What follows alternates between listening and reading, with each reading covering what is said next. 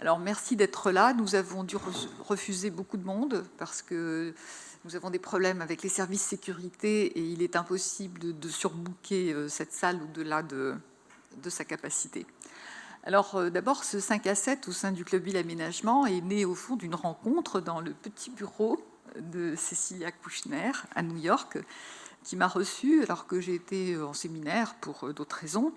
Et j'avais la chance d'être recommandée par Jean-Louis Cohen, qui est une sorte de sésame ouvre-toi pour accéder à tout le monde à New York. Et Cécilia a su, en très très peu de temps, avec quelques images, me faire découvrir ce que vous allez voir aujourd'hui, c'est-à-dire l'ampleur et l'ambition du projet new-yorkais, avec beaucoup de précision et beaucoup d'enthousiasme. C'était à l'origine donc de l'atelier projet urbain, auquel un certain nombre d'entre vous ont participé en juillet 2011, et d'un futur ouvrage dans la collection Projet urbain. Et vous aurez aussi des petits films. On essaye de vous fabriquer ceci pour justement particulier. Enfin, d'abord ceux qui ont envie d'en savoir plus ou bien de revivre des événements, et puis ceux qui n'ont pas eu la chance de participer à cet événement. En tout cas, vous en aurez un avant-goût de ce qu'il y aura dans l'ouvrage et dans les films avec Cécilia aujourd'hui. Alors, Cécilia, elle est urbaniste, elle est franco-américaine. Elle est adjointe d'Amanda Burden, qui est la très médiatique directrice de l'agence d'urbanisme de New York, et elle vous expliquera ce que c'est que d'être commissioner. C'est un peu différent des rôles des directeurs d'urbanisme en France. Cécilia a étudié en France, en Grande-Bretagne et aussi à New York. Elle a une sorte de titre prestigieux. Elle fait partie des Coro Fellows. C'est un institut pour des professionnels qui vous donne une sorte de label professionnel, donc malgré son très jeune âge, que je vais révéler puisqu'elle n'a que 30 ans. Elle a conduit le projet de la recomposition de Coney Island, celui de Brooklyn, que certains d'entre vous ont pu visiter. Et donc aujourd'hui, elle est vraiment on va dire le bras droit de Amanda Burden, dont le rôle sera évoqué à de nombreuses reprises dans cette présentation. Alors nous vous proposons quoi ? On vous propose de découvrir une politique urbaine très affirmée, une politique new-yorkaise, qui a été régénérée sous la houlette d'un maire très ambitieux, Michael Bloomberg, qui a su construire une vision à l'échelle de 8 millions d'habitants. On dirait, nous, le Grand Paris, au fond. Donc, c'est le Grand New York, dont il est maire, ce qui est une situation inconnue en France, puisque, avec notre éparpillement communal, nous n'avons pas du tout ce contexte comme celui du Grand Londres, où un maire a la responsabilité de la véritable échelle de l'agglomération. Il a su aussi fonder une politique de développement durable au sens très large du terme et au sens de croiser des problématiques qui habituellement ne le sont pas. Et ça fera l'objet de la présentation par Amanda de PlanYC, qui est la planification new-yorkaise pour New York 2030, 2020, 2030, dont vous verrez qu'elle est une philosophie de l'action, qu'elle ne se traduit pas par des schémas précis comme on le fait en France, et qu'elle s'accompagne de véritables projets avec des chefs de projet. Donc l'objectif est de passer à l'acte, c'est vraiment la mise en mouvement du territoire qui est souhaitée. D'autre part, ce que vous allez découvrir, ce sont des fondements d'une régénération urbaine qui s'appuie à la fois sur des règles incitatives le plus souvent, mais aussi sur des recommandations pour faire l'espace public autrement, pour gérer autrement la voiture. Ce qui est particulièrement intéressant, c'est qu'on voit vraiment une démarche de ville résiliente. Le problème est le sujet, l'évacuation des déchets, les inondations, la question de la propreté de l'eau. L'ensemble de ces questions sont vraiment traitées comme des thèmes. Les thèmes sont articulés entre eux et génèrent une vision stratégique pour le territoire. Et les effets de la politique entreprise sont déjà visibles, entreprise depuis 2002, sont sensibles et visibles. Quand vous allez à New York, vous allez pouvoir voir, quand je dis New York, c'est New York au sens large du terme, régénération de l'espace public, salon urbain, modernité architecturale, réseau de pistes cyclables, reconquête des abords de rivières. Mais ça ne veut pas dire que tout est parfait. Et on y reviendra, puisque tout n'est pas traité de la même manière et on ne gérera pas toutes les questions qu'aborde une ville par le mandat d'un maire, lors d'un mandat d'un maire. Alors, que fait l'agence d'urbanisme? Ça, Cécilia vous le présentera mieux que moi.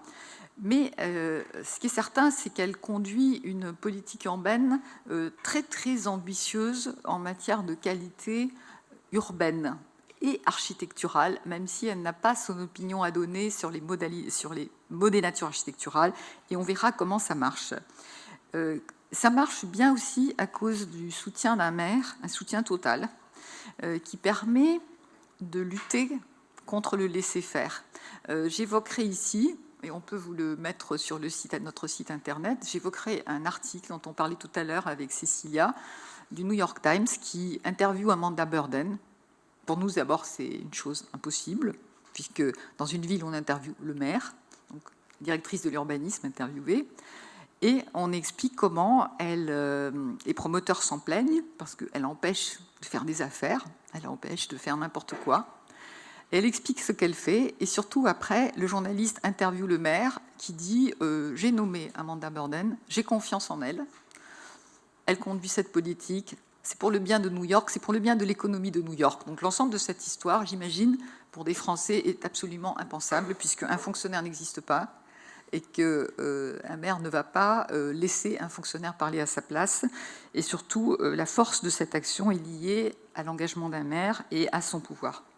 Donc, ce qu'on verra aussi, c'est la manière dont les négociations sont faites avec le privé pour parvenir à réaliser cet objectif de qualité.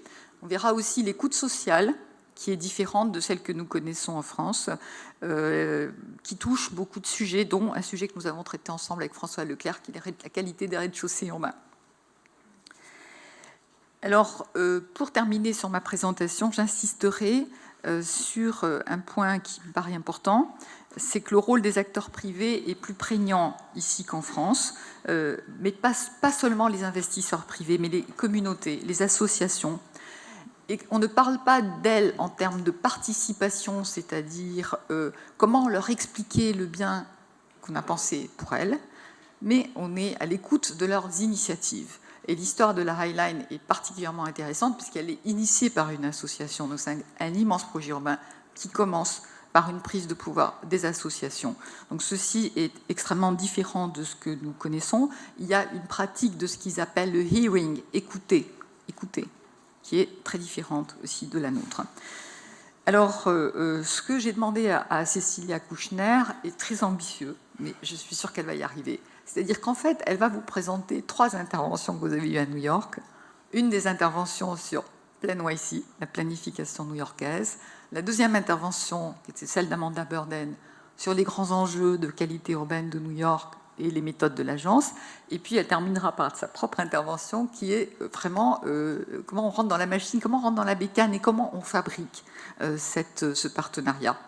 Voilà, donc merci beaucoup d'être avec nous, Cécilia. Et merci à vous d'être avec nous pour profiter de cet événement new-yorkais. Cécilia. Merci Ariella. Et puis maintenant, tout le monde sait mon âge, donc j'ai l'impression qu'on se connaît beaucoup plus qu'il y a 5 minutes. Donc, c'est un honneur d'être ici et de participer à ce 5 à 7. Et ça me fait d'autant plus plaisir que j'ai grandi à Boulogne et à Suresnes.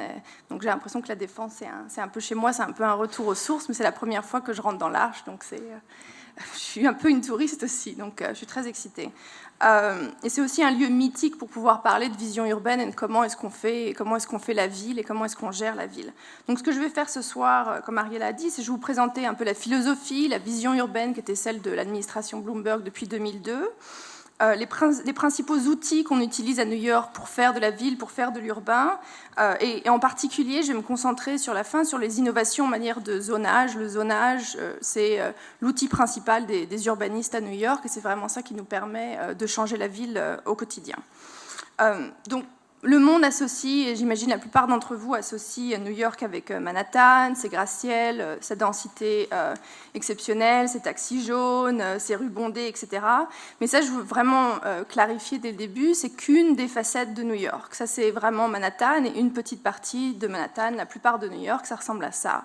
Ça ressemble à des quartiers qui sont extrêmement différents. C'est un espèce de patchwork de quartiers qui sont pour la plupart pas denses et pour beaucoup qui sont en fait en réalité assez banlieusards.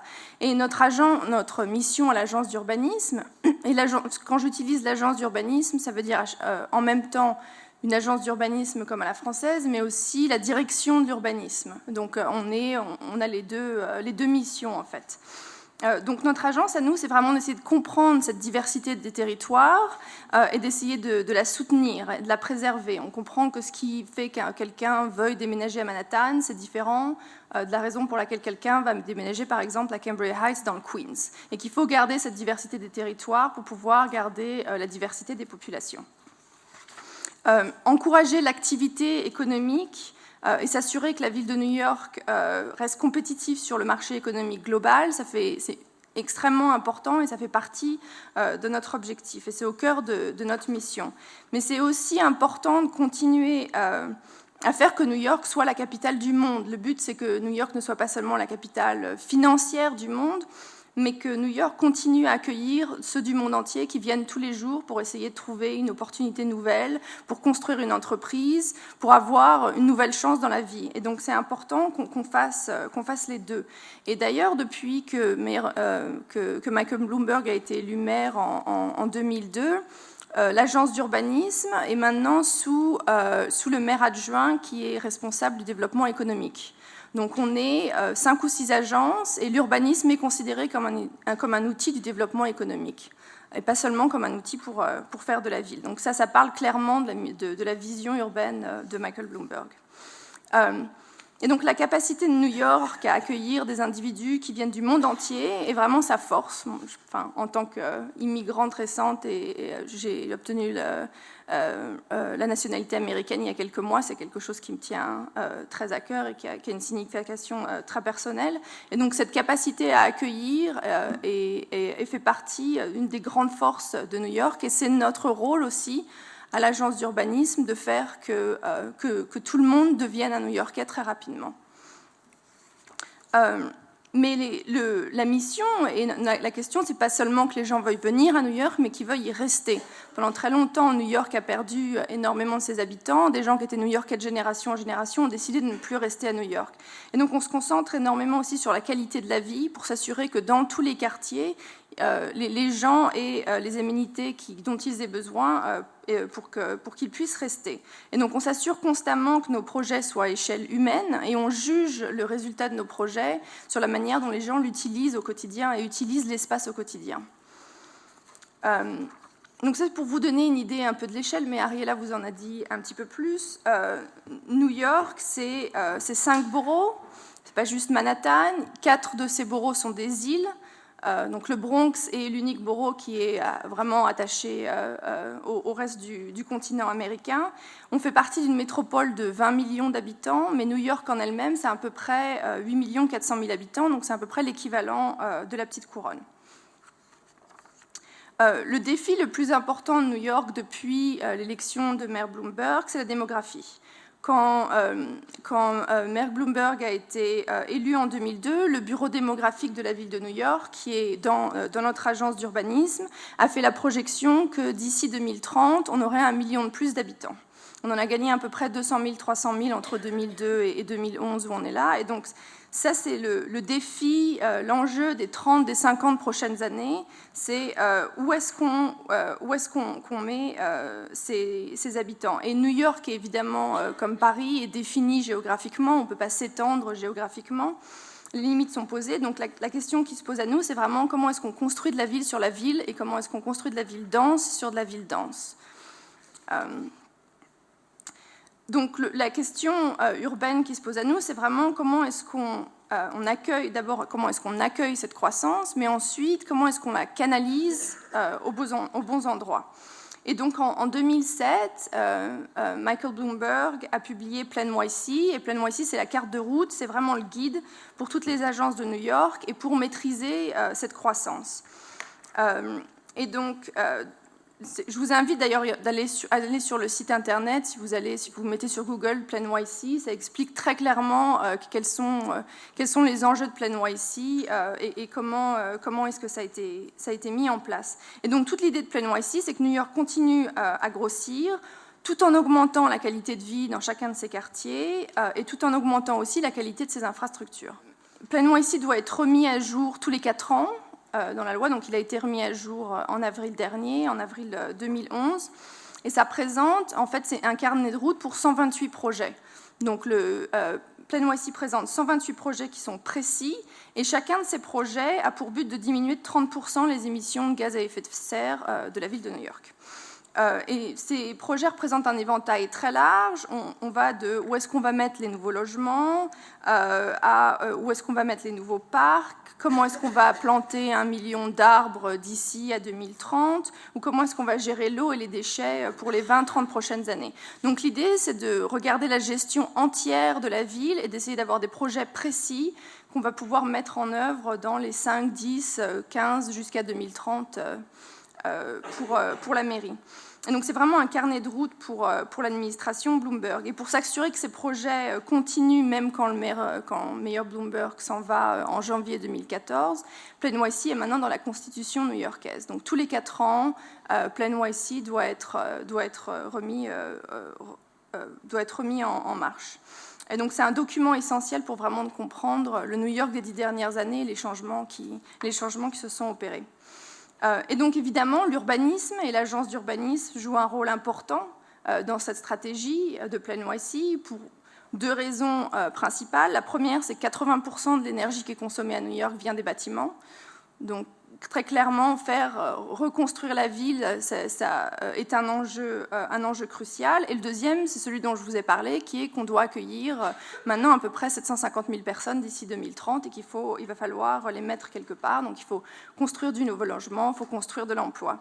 Et dernier, ce qui est aussi important, c'est qu'il faut que en même temps, on préserve la diversité des paysages. Je trouve que c'est une image qui parle bien de la diversité des paysages à New York. Là, vous êtes sur Brooklyn et vous voyez la surdensité de Lower Manhattan, mais ensuite vous voyez le creux qu'il y a avant Midtown à Manhattan aussi. Et donc on voit bien la différence des échelles d'un quartier à un quartier. Et c'est important que cette diversité soit protégée et que New York ne devienne pas comme Midtown ou Lower Manhattan juste parce qu'il faut mettre de la densité et créer du nouveau logement. La chance qu'on a en termes de développement durable à New York est une chance unique par rapport aux autres villes des États-Unis, c'est qu'on a une ville historique qui est déjà dense, avec des usages mixtes dans la plupart des quartiers, et on a un système de métro qui est déjà développé. Donc vous avez le maire Bloomberg qui est assez connu pour aller à la mairie en métro, qui est sur la photo juste là. Et donc les New-Yorkais sont les Américains qui utilisent le moins l'automobile. Et le New-Yorkais dépense à peu près 2/3 de moins d'énergie que l'Américain moyen. Parce que le New-Yorkais vit un peu comme l'Européen, dans un appartement plus petit, il n'a généralement pas de voiture, il prend les transports en commun, il va marcher pour aller faire ses achats quotidiens, etc., etc. Et donc tout ça, ça contribue on dit souvent à New York que si on veut que l'Amérique fasse vraiment du développement durable, il faut que tout le monde déménage à New York. En fait, c'est beaucoup plus rapide comme solution plutôt que d'essayer de faire quelque chose ailleurs qu'à New York. Donc, notre objectif à l'agence d'urbanisme, qui est dans PlaNYC, c'est de concentrer la croissance des nouveaux bâtiments autour des stations de métro. Et donc, notre but, et vous voyez sur le graphique là, c'est que d'ici 2030, 95% des nouveaux permis de construire soient à moins de 500 mètres d'une station de métro. Et donc ça, c'est un critère simple qu'on peut mesurer tous les ans, où est-ce que les nouveaux logements se sont construits. Donc je vous ai donné un peu un sens de la vision d'ensemble de l'administration Bloomberg, et donc je vais vous parler un peu maintenant du zonage, qui est l'outil principal que les urbanistes utilisent à New York. Mais avant qu'on comprenne vraiment le zonage, je vais faire un petit peu un détour historique sur comment est-ce que New York s'est développé au fil des deux derniers siècles. Donc c'est une carte que j'imagine vous connaissez tous, c'est la grille connue de New York, elle a été créée en 1811, on est en train de fêter ses 200 ans à New York, il y a énormément de bouquins qui sortent sur l'histoire de la grille. Donc la grille, c'est un réseau de 11 avenues et de 155 rues qui ont été créées à Manhattan en 1811 par un petit comité d'urbanistes qui voulait vraiment essayer de comprendre comment est-ce que l'île de Manhattan pouvait se développer au mieux. Et donc le but de la grille, il est simple, on facilite le développement avec des îlots qui ont une géométrie extrêmement régulière et qui donnent directement sur la rue. Et comme ça, on facilite le développement immobilier parce qu'on a des îlots qui sont très faciles à construire. Donc dès le début, le plan de New York, c'est un outil pour le développement immobilier, plus que pour faire la ville finalement. Et les espaces verts, les ouvertures, les aménités ne sont pensés qu'après la grille. Donc, par exemple, Central Park n'est construit qu'en 1864.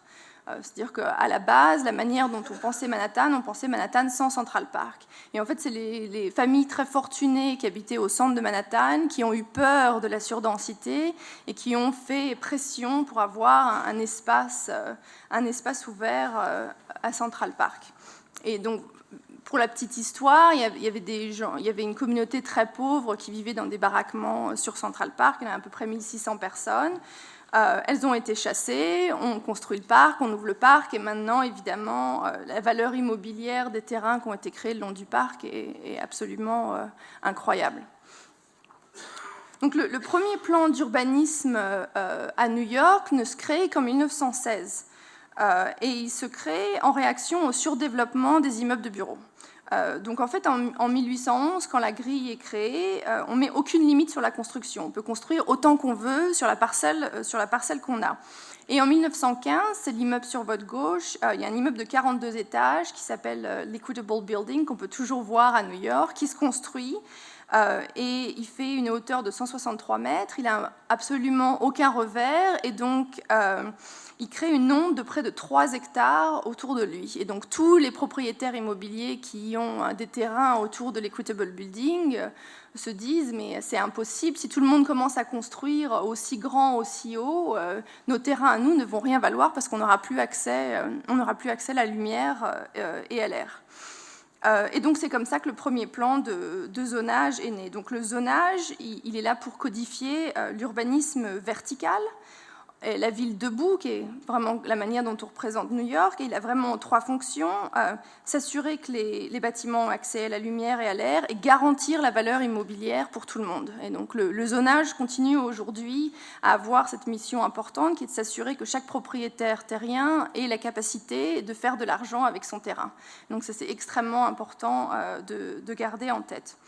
Et donc le plan de 1916 crée la forme iconique que tout le monde associe avec les premiers skyscrapers new-yorkais et américains. C'est ce qu'on appelle à New York le wedding cake.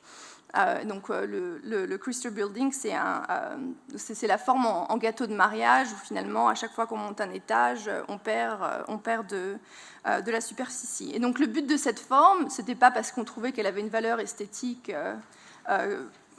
quelconque. Le but de cette forme, c'est vraiment de s'assurer que la lumière atteigne les trottoirs et que la lumière puisse pénétrer dans les terrains qui sont autour de la tour, en fait.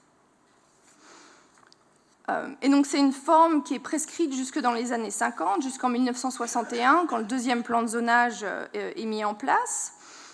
Et dans les années 50, dans les années 40, il y a un nouveau mouvement architectural qui se met en place dans le monde, c'est le mouvement international de Le Corbusier. Et donc les architectes trouvent que la forme wedding cake, finalement, c'est ridicule. Et donc vous voyez le bâtiment sur votre gauche ici, où évidemment avec une architecture plus moderne, une forme comme celle du Chrysler Building n'a pas vraiment de sens.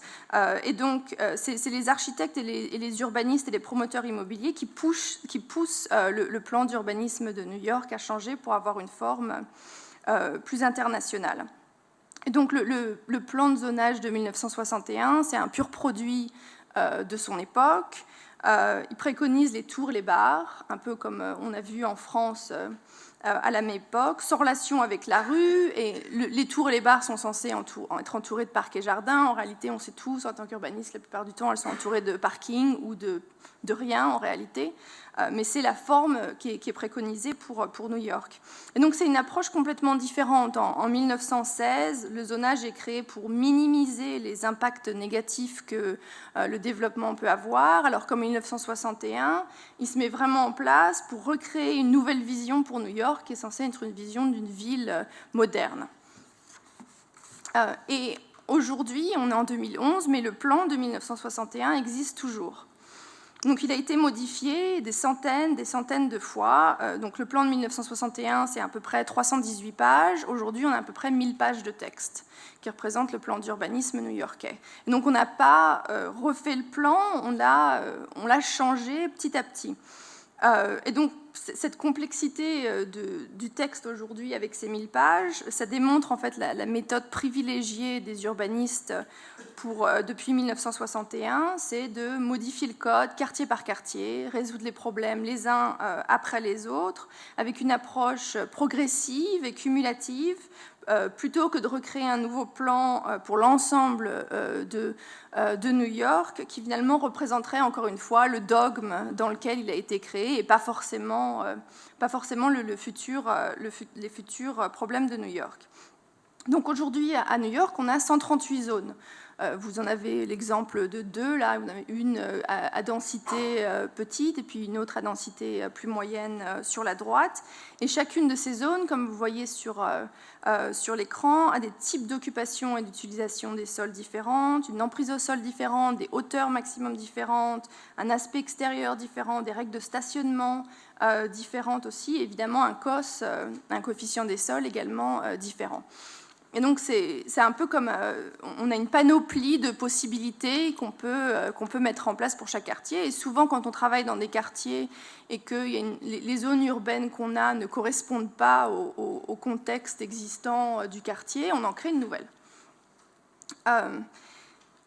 Et donc depuis 1961, en fait, les urbanistes new-yorkais ont créé des nouvelles règles pour permettre aux nouveaux bâtiments d'être construits dans le contexte de la rue et dans leur contexte du voisin. Donc au lieu de permettre de la tour et de la barre partout, quelle que soit la densité, maintenant on a vraiment essayé de dessiner le bâtiment pour être dans le contexte de son quartier. Et c'est ce qu'on appelle à New York le contextual zoning, qui est le zonage contextuel. Et c'est devenu l'approche qu'on utilise. Et donc vous voyez là par exemple R2A et R6A, c'est deux zones contextuelles. Et généralement on sait qu'elles sont contextuelles parce que vous avez une lettre derrière le nom.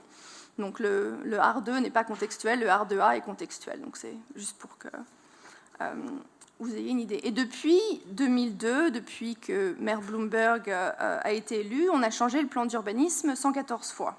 Donc dans 114 quartiers différents, ça représente à peu près un tiers de la superficie de la ville de New York. Et donc ces plans sont faits quartier par quartier et ont radicalement modifié la façon dont New York va se développer dans le futur, parce qu'on a pu rediriger le développement dans des quartiers où on pensait qu'il y a de la densité, il y a de la possibilité de construire plus de logements, et puis on a diminué la capacité à construire dans des quartiers qui sont plus loin du métro, où les gens doivent circuler en voiture. Peut-être qu'à ce stade, on peut préciser que c'est à la demande de la collectivité locale que vous intervenez sur les points rouges qu'on avait vus précédemment. Oui, la plupart du temps, en fait, c'est les élus locaux du conseil municipal qui viennent nous voir et qui nous disent, par exemple, je suis dans un quartier, je représente un quartier dans le Queens qui est composé de petites maisons à 3 étages qui sont attachées, et les habitants me demandent pourquoi est-ce que tout d'un coup, il y a des tours de 10 étages qui sont construites. Et donc nous, on travaille avec les élus locaux, on travaille avec les résidents pour changer les règles de zonage. Mais il y a d'autres fois où c'est l'inverse, c'est-à-dire que nous, en tant qu'agence d'urbanisme travaillant pour le maire, on veut canaliser énormément de densité dans des quartiers qui peuvent la supporter parce qu'ils ont des bonnes infrastructures, où ils sont près de Manhattan et ils ont énormément de métro. Et donc nous, on va aller vers les élus locaux et leur dire il y a une opportunité de densification ici.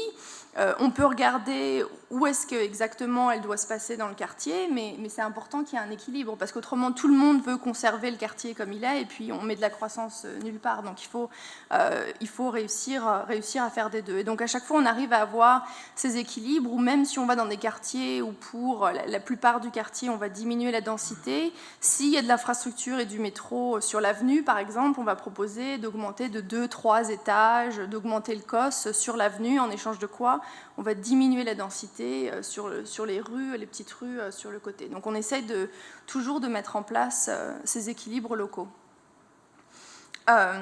Donc ça, c'est important de comprendre aussi, c'est le processus par lequel on change le zonage à New York.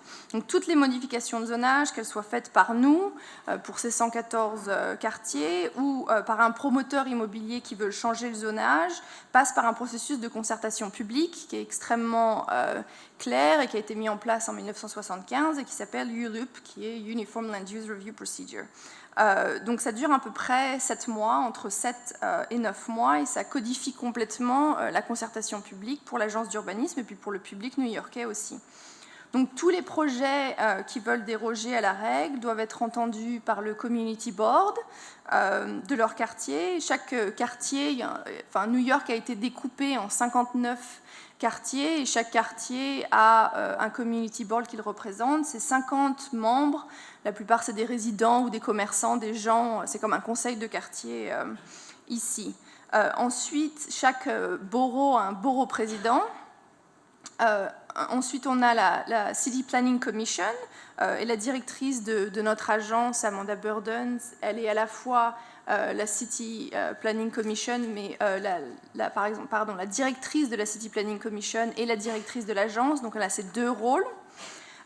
Et ensuite, on a le City Council, qui est en fait le conseil municipal, qui a 51 représentants. Et donc, les community boards et les boroughs présidents, eux, vont donner des recommandations, et uniquement des recommandations, sur les projets. Et la City Planning Commission et le City Council vont voter formellement pour les changements de zonage. Donc, le but de ULUP, c'est de considérer en même temps les mérites locaux et les mérites à l'échelle de la ville entière de chacun des projets. On revoit à peu près 500 projets par an. Une petite minorité sont des projets que nous, on met en place à l'agence d'urbanisme, mais la grande majorité sont des projets que des promoteurs immobiliers nous présentent parce qu'ils veulent déroger à la règle pour pouvoir construire un projet différent. C'est un système, comme tous les systèmes démocratiques, il y a des choses qui fonctionnent bien et d'autres qui fonctionnent moins bien. Il a l'avantage, je trouve de mon point de vue et de notre point de vue, il a l'avantage d'exister, dans le sens où on peut changer le zonage. C'est possible de changer le zonage tous les mois, toutes les semaines, si la ville en a besoin. Donc de cette façon-là, ça permet d'avoir un urbanisme rapide et de projets. Et il permet à la fois aux habitants du quartier de présenter leur vision locale, mais aussi à la ville d'imposer un agenda plus large. Donc c'est un processus qui a été créé en 1975. C'était une époque où les New-Yorkais voulaient avoir une place plus importante et une voix plus importante dans la manière dont les décisions se passaient dans leur quartier. Et depuis 30 ans, évidemment, les communautés, les politiques, mais même nous, ou les groupes de pression, par exemple les syndicats à New York, sont rodés sur comment utiliser ULUP et comment faire de la négociation urbaine de projets. Donc tout le monde est maintenant un acteur beaucoup plus sophistiqué qu'il y a 30 ans ou 35 ans. Et juste avant de vous présenter les innovations les plus récentes, je pense que c'est important aussi d'établir un peu la philosophie urbaine et de développement qui est celle de New York. Un des buts extrêmement importants de l'agence d'urbanisme, c'est de faciliter la construction. Et ça, on est extrêmement clair là-dessus. Les règlements d'urbanisme à New York, qui sont destinés à l'action, et les promoteurs immobiliers de New York, qui sont considérés comme des exécutants. Parce qu'en fait, bien souvent, ils réalisent la vision de la ville que nous, on a mis en place. Donc, une des raisons pour lesquelles les règles d'urbanisme sont devenues plus sophistiquées les 10 dernières années, c'est parce qu'il y a eu un boom immobilier incroyable. Et donc il y avait une telle pression immobilière que la ville a dû répondre de manière plus active que ça ne l'était dans les années 70 ou 80 où il y avait très très peu de construction à New York. Donc pour vous donner une idée, en 2005, donc au plus haut de la croissance immobilière à New York, il y avait à peu près 32 000 permis de construire de nouveaux logements cette année-là. Donc la mairie, on était complètement submergé par rapport à la demande. Et donc le but du zonage et de la règle, et je vais vous présenter les innovations les plus importantes, c'est vraiment d'encourager le développement, de le réguler, de minimiser ses effets néfastes et de l'utiliser pour créer des transformations urbaines qui contiennent aussi de l'équipement public. Donc vous verrez, il y a énormément d'équipements publics qui se créent, qui est fabriqué à New York et qui est développé à New York par des promoteurs immobiliers privés et pas forcément par la ville. Et donc je trouvais ça assez marrant, les deux bâtiments que vous avez sur l'écran, ils ont été construits sans que les promoteurs immobiliers aient besoin de changer les règles d'urbanisme. Donc pour ces deux promoteurs immobiliers, ils ont un projet, ils ont un architecte, ils vont au département des bâtiments, ils montrent leur plan et ils commencent la construction. Il n'y a eu aucune décision de notre part, il n'y a eu aucun jugement esthétique, aucun jugement même sur la taille de ces bâtiments. Ils avaient le droit d'être construits à la taille à laquelle ils ont été construits. Et donc le but, encore une fois, des règles d'urbanisme, c'est d'être souple et d'encourager le développement. Ce n'est pas de créer un système par lequel n'importe quel bâtiment qui doit se construire à New York doit être jugé par nous. Donc généralement, nous, on va prendre la responsabilité politique et juridique du projet et ensuite, c'est les promoteurs immobiliers qui vont vraiment le mettre en place par la construction. Et on a développé une approche globale avec des projets importants dans les 5 boroughs. C'était quelque chose de très important quand Mayor Bloomberg a été élu et surtout après le 11 septembre, c'était d'établir New York pas comme Manhattan, mais d'établir New York comme une ville de 5 boroughs et de 9 millions d'habitants et de faire du projet dans les 5 boroughs. Et la plupart de la croissance, de toute façon, doit se passer ailleurs qu'à Manhattan, parce qu'à Manhattan, dans bien des quartiers, on a épuisé toute la densité qu'on avait. Et donc, un des mécanismes innovants de zonage qui s'est beaucoup développé dans les 10 dernières années, c'est ce qu'on appelle les special districts. Donc, c'est des zones spéciales dans notre plan d'urbanisme et dans le zonage.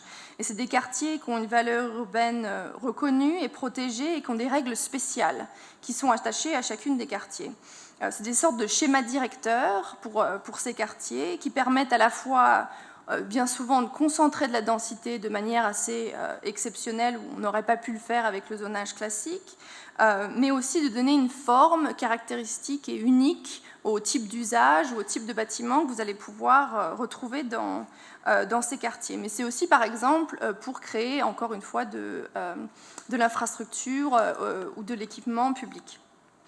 Donc un des special districts qui a été le plus couvert de succès et qui est le plus connu à l'étranger, c'est celui de West Chelsea avec la High Line. Et c'est un projet qu'on a fait en 2005.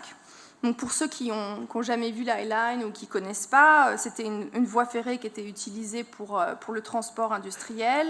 Elle était présente sur 22 blocs, sur 3 quartiers différents à New York. Elle appartenait à une entreprise privée de chemin de fer qui a fait faillite dans les années 80 et donc qui l'a abandonnée. Et petit à petit, elle s'est transformée en jardin naturel. Elle était fermée au public, mais pour les peu de gens qui avaient la possibilité de la voir, dans les années 90 ou même au début des années 2000, ça ressemblait à une espèce de forêt vierge au milieu de Manhattan. Et une des dernières décisions de l'administration Giuliani, c'était de la démolir. Et la raison pour laquelle tout le monde, enfin la majorité, le consensus à l'époque, c'était de la démolir, c'est parce que tous les propriétaires terriens qui avaient des terrains en dessous de la High Line ne pouvaient pas les développer, évidemment, parce que la High Line était au-dessus d'eux. Et donc, eux n'avaient qu'une attente, c'était qu'on fasse tomber la voie ferrée pour qu'ils puissent vraiment développer leur propriété privée. Et comme Mariella parlait de l'importance de la communauté, à ce moment-là, vous avez deux habitants du quartier, qui n'étaient pas urbanistes, qui n'étaient pas architectes, il y en a un qui travaille dans la pub, l'autre dans la finance, qui se rencontrent à une réunion une réunion du Community Board pour discuter de la démolition de la High Line, qui sont assis l'un à côté de l'autre et qui se disent « Oh, mais c'est bête quand même, ça pourrait être quelque chose de vachement mieux que ce que c'est, peut-être qu'on devrait commencer à en discuter avec les gens du quartier, etc. » Et 2-3 ans plus tard, donc c'est Robert Hammond et Joshua David finalement deviennent la tête de file d'un mouvement communautaire et d'un un mouvement hyper important à New York pour la sauvegarde de la High Line. Ils réussissent à convaincre l'administration Bloomberg, et donc quand Bloomberg est élu 1 an plus tard, finalement la High Line est sauvée. Et donc, ils ont travaillé avec nous. Toute la question, encore une fois, c'était comment est-ce qu'on peut s'assurer que les propriétaires terriens qui soient en dessous de la High Line fassent partie du consensus pour la préserver. Et donc, on a utilisé un vieil outil d'urbanisme new-yorkais qui permet de transférer les droits de construire. Donc, les propriétaires des terrains qui étaient en dessous de la High Line ont pu transférer leur coefficient des sols aux terrains qui étaient sur les avenues. Et donc, ils ont réalisé la valeur de leur terrain. Ils ne voulaient pas forcément développer leur terrain, parce qu'ils n'étaient pas promoteurs immobiliers. Ce qu'ils voulaient, c'est faire de l'argent avec leur terrain. Donc, ils ont pu vendre leurs cosses, ils ont pu réaliser la valeur immobilière de leur terrain. On a pu construire davantage de logements et de bureaux sur l'avenue, où c'était de toute façon plus approprié d'un point de vue urbain. Et c'est comme ça, avec le West Chelsea Special District, avec cette règle spéciale qui était mise en place juste autour de la High Line, qu'on a pu sauver la High Line. Et une des complexités de ce plan, c'était d'assurer pas juste que la High Line soit sauvée, mais aussi qu'elle ne soit pas dans l'ombre permanente des structures voisines qui allaient se construire. Donc, il y a des règles très précises dans le West Chelsea Special District pour s'assurer, donc c'est les trois graphiques que vous voyez, que 25% du bâtiment, quand il est localisé au coin de la rue, ne dépasse pas une certaine hauteur. Ensuite, on n'a que 60% du bâtiment qui est le long de la High Line ne dépasse pas la hauteur de la High Line. Et ensuite, que 20% de cette surface soit entretenue comme espace planté. Et donc, on a pu créer ces règles extrêmement précises pour les bâtiments autour de la High Line, qui ont permis pas juste de sauver la High Line, mais de créer un quartier autour de la High Line. Et donc, on a aussi, une des grandes questions, c'était comment est-ce que les gens vont pouvoir monter sur la High Line. Et donc, on a créé un bonus qui a permis aux propriétaires terriens et aux promoteurs immobiliers, qui étaient entre la 16e et la 19e rue, de créer des entrées publiques avec des ascenseurs, des escaliers et des toilettes dans ces nouveaux bâtiments. Donc, ça a permis à la ville de créer des entrées pour la High Line, en le faisant dans des bâtiments qui étaient des bâtiments privés, qui appartenaient à des promoteurs immobiliers, en échange de quoi ces promoteurs immobiliers pouvaient construire un bâtiment plus élevé ou plus large. Donc ce qu'on a vraiment fait, c'est créer un plan qui utilise la High Line comme principe organisateur du quartier. Et donc depuis son ouverture en 2009, la High Line connaît le succès incroyable qu'on connaît tous. Il y a à peu près 2 millions de personnes qui l'ont visité, et c'est devenu une destination touristique énorme dans la ville de New York, mais aussi dans le monde. Mais encore une fois, le succès de la Line, c'est pas uniquement le succès du parc. Le parc n'est qu'un des éléments de cette histoire. C'est vraiment le succès d'un nouveau quartier qui s'est défini en accord et en fusion avec la High Line et qui a démontré que le code d'urbanisme, le zonage, les special districts sont un modèle qui fonctionne quand il est bien utilisé. Et évidemment, parce que la High Line est célèbre pour son design, tous les architectes du monde entier veulent construire un bâtiment à côté de la High Line. Et donc, on a eu 34 nouveaux projets qui se sont construits juste autour de la Line. Et vous avez les architectes les plus célèbres aux États-Unis et dans le monde qui veulent être au plus près de cette promenade plantée. Je voulais rajouter un mot sur le montage financier qui en vaut la peine, puisqu'il y a un partage entre la ville, les fondations qui ont été sollicitées par, au fond, les deux initiateurs de l'association. Peut-être que tu peux en dire deux mots, parce que le montage financier est tout à fait intéressant à cet égard. Donc, et je pense que là, également, comment s'est fait le choix des concepteurs. Donc, pour les concepteurs, il y a eu une organisation internationale, qui sont Elisabeth Diller et James Corner. Et les deux hommes qui ont créé la High Line que je vous ai montré, donc Joshua David et Robert Hammond, aujourd'hui, eux, ils dirigent Friends of the High Line, qui est l'organisation qui s'occupe de gérer au quotidien la High Line. Donc ils n'étaient pas juste des groupes de pression pour que la High Line soit sauvée, c'est-à-dire qu'aujourd'hui, ils font partie du quotidien de comment est-ce qu'on gère cet espace. Et donc la ville a payé pour la construction de la High Line en tant que parc, mais la gestion au quotidien se fait complètement par des fonds privés. Et donc c'est le boulot de Robert Hammond et de Joshua David de trouver de l'argent tous les ans pour que la Line reste le parc unique qu'il est. Donc la ville avait dit très clairement, nous on peut mettre l'investissement capital de début pour pouvoir construire le parc, mais on n'a pas les moyens d'entretenir le parc dans le futur, et donc il va falloir trouver une façon différente de le faire. Donc comme je vous l'ai dit au tout début de la présentation, New York c'est une collection d'îles. Les rivières et les ports sont une des plus grandes ressources de New York et une des ressources la moins utilisée. Parce que historiquement, New York s'est développé vraiment en tournant son dos à ses rivages. Et petit à petit, les New-Yorkais se sont réappropriés cet espace. Donc j'aime bien montrer cette image parce que c'est une image, on est dans le Bronx. C'est pas comme ça qu'on s'imagine le Bronx du tout. Donc ça, c'est la Bronx River, qui était une rivière qui a été historiquement très polluée, mais qui petit à petit s'est réouvert et que, encore une fois, il y a énormément d'associations de quartiers qui ont poussé pour qu'elle soit nettoyée. Finalement, la ville, petit à petit, a investi pour qu'elle change. Et donc le zonage, encore une fois, a été une des méthodes privilégiées pour développer le rivage des rivières à New York. Et les 10 dernières années, pour ceux qui sont allés à New York, les 10 dernières années, on a vraiment été témoins de la transformation des rivages new-yorkais qui étaient industriels pour la plupart, en rivage mixte avec du logement, des espaces publics, des esplanades. Donc vous avez un exemple assez frappant. On a fait un projet à Greenpoint Williamsburg en 2005. Le bâtiment, là sur la droite, c'est un des premiers bâtiments qui s'est construit. Et donc, on voit l'avant et après et la rapidité de la transformation urbaine dans ces quartiers. Et donc, un des projets phares de cette transformation, c'était Greenpoint Williamsburg. Donc, pour vous situer, on est sur l'East River, on est à Brooklyn, on est en face de Manhattan.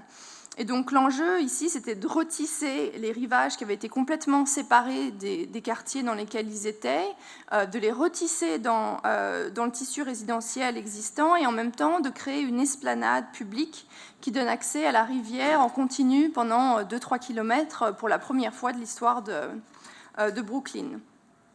Et parce que les rivages étaient industriels, ils appartenaient à des propriétaires privés, ils n'appartenaient pas à la ville. Et aux États-Unis et à New York, on ne peut pas vraiment se permettre d'exproprier les terrains privés. C'est extrêmement difficile juridiquement, c'est pratiquement impossible politiquement, ça coûte beaucoup trop cher, ça prendra 10 ans et à la fin, on n'est même pas sûr que la ville, finalement, devienne propriétaire de ce terrain. Donc, avec le rezoning de Greenpoint Williamsburg, en fait, on a créé un nouveau code qu'on appelle le Waterfront Access Plan ou le Waterfront Zoning. Et ça oblige les propriétaires immobiliers qui redéveloppent leur terrain à construire à peu près 12 mètres d'esplanade publique, ou 15 à 20% de leur terrain le long des rivages en esplanade publique.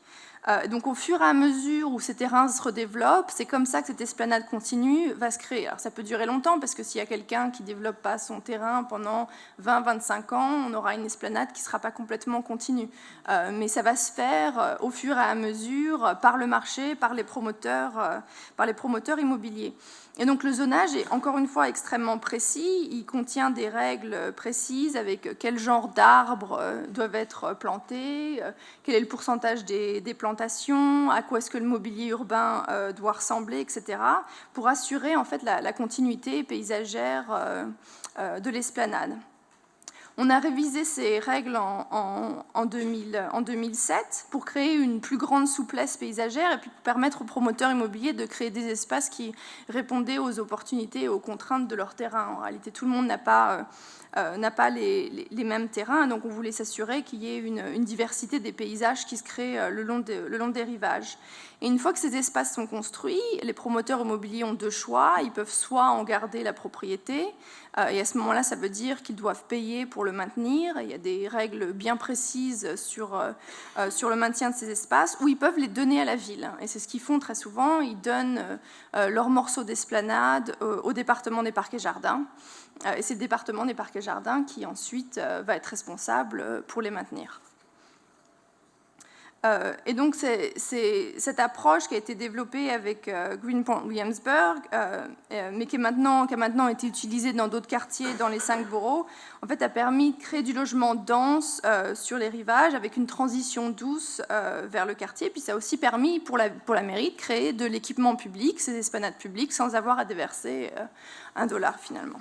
Et donc la reconquête des rives reste un enjeu majeur pour la mairie. Et puis on a mis en place un nouveau plan que j'ai ici, qu'on peut faire passer après, qui s'appelle Vision 2020, et qui est le but prochain des 10 prochaines années. C'est pas vraiment d'ouvrir les rivages, mais c'est de permettre aux New-Yorkais de rentrer dans l'eau.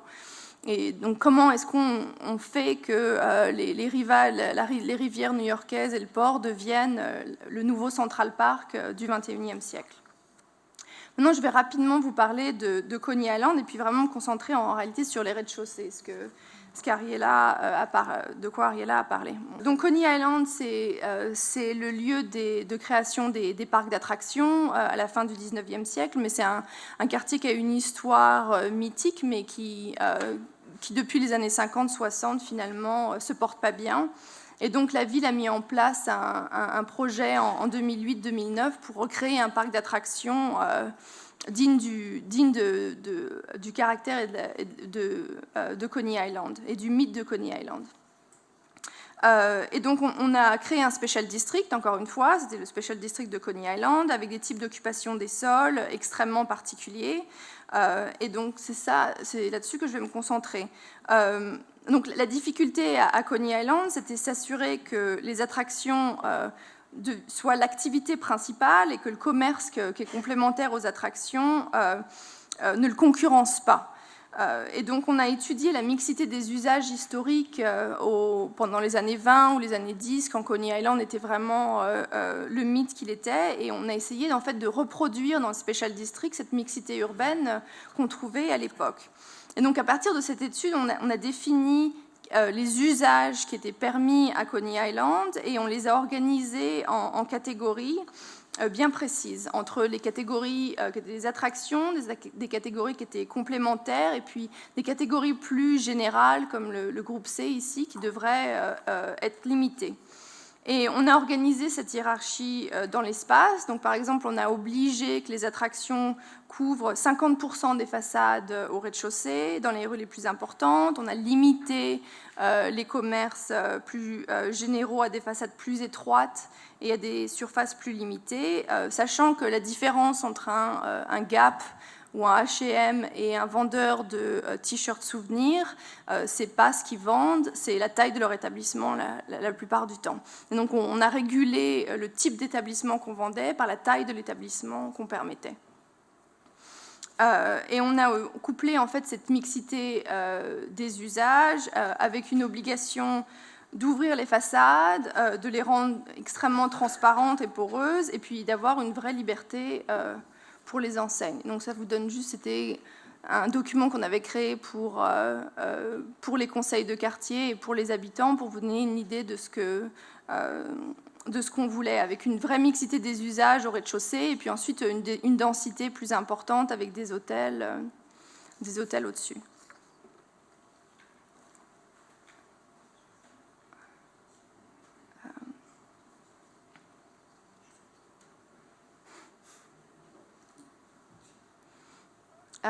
Et donc on a reproduit le même principe à la 125e rue dans Harlem, à Manhattan. Donc la 125e rue, pour ceux qui ne connaissent pas, c'est une rue mythique de l'histoire africaine-américaine. Par exemple, vous avez Malcolm X dans les années 60 qui s'adresse à la foule à Harlem. C'est un endroit historique pour l'histoire des droits civiques aux États-Unis. Mais encore une fois, c'était une rue qui se portait mal économiquement. Il y avait énormément de parcelles qui étaient vacantes. Et donc on a travaillé sur un plan bien spécial et un special district sur la 125e rue. Et pour s'assurer que la 125e rue se développe avec des usages qui étaient appropriés à son histoire, dans le code, on oblige tous les nouveaux bâtiments à avoir au moins 5% de leur surface avec des usages de divertissement. Donc ça peut être un restaurant, ça peut être un bar, ça peut être un théâtre, ça peut être un cinéma. Et si le propriétaire terrien décide de construire plus de 5%, on propose même un bonus. Et pour les banques et les pharmacies, qui sont des usages en rez-de-chaussée qui sont morts parce qu'elles ferment très tôt et puis ils prennent de très grandes surfaces, ces usages-là n'ont pas le droit d'être au rez-de-chaussée. Donc l'entrée peut seulement être au rez-de-chaussée et ensuite le reste de la banque ou le reste de la pharmacie doit être au deuxième étage. Et donc on a vraiment utilisé le zonage comme ça de façon très précise pour essayer de codifier le développement pour s'assurer que la 125e rue garde son aspect mythique. Et on utilise aussi le code d'urbanisme pour créer de la mixité sociale et des services dans les quartiers défavorisés. Donc, par exemple, le projet qui s'appelle ici l'Inclusionary Zoning, ça permet aux promoteurs immobiliers d'obtenir un bonus de 33%, en échange de quoi 20% de leur surface des sols doit devenir du logement social. Et ce logement social, 50% des logements qui sont créés doivent être destinés à des gens qui habitent dans le même quartier que le développement. Et le logement social peut aussi soit être construit directement sur le site avec un bâtiment plus large ou peut carrément être un bâtiment différent à condition qu'il soit toujours dans le quartier. Même chose ici, on a travaillé avec l'agence de santé de la ville de New York, il y avait des quartiers où il y avait énormément de gens qui avaient du diabète et qui étaient obèses, et c'était dans les mêmes quartiers qu'il y avait un manque de supermarchés, où il y avait un manque d'accès aux fruits frais et aux légumes. Et donc on a dans le zonage créé un bonus qui permet aux promoteurs immobiliers de construire un supermarché en échange duquel ils peuvent construire un bâtiment de logement ou un bâtiment commercial plus important. Et aussi ils ont des règles facilitées pour le parking, donc ils ont moins de parking à avoir à créer. Donc même chose, on a utilisé aussi le zonage pour réguler le développement durable. J'ai entendu parler à Paris, l'Autolib va sortir. Donc vous êtes à New York, c'est un système qui existe depuis à peu près 5-6 ans, mais qui est mis en place par des compagnies privées. Et bien souvent, ces compagnies privées n'avaient pas le droit de pouvoir se garer dans les garages résidentiels normaux. Et donc on a changé les règles d'urbanisme pour pouvoir permettre à cette nouvelle industrie de se développer naturellement, sans que la ville ait, comme à Paris, à investir et à faire de la mise en place et de la gestion de ce service en direct. On a aussi passé une loi qui oblige les promoteurs immobiliers à construire des arbres tous les 30 mètres. Donc à chaque fois qu'il y a un nouveau développement à New York, le promoteur immobilier doit construire l'arbre. Encore une fois, ensuite, l'arbre peut être géré par la ville directement au service parc et jardin, mais c'est le promoteur immobilier qui a la responsabilité de le planter et de s'assurer qu'il survive. C'était un gros problème à New York, on plantait beaucoup d'arbres et ils ne survivaient pas, donc on a dû changer la loi pour s'assurer que ça ne suffit pas de le planter, il faut qu'il survive pendant 2 ans.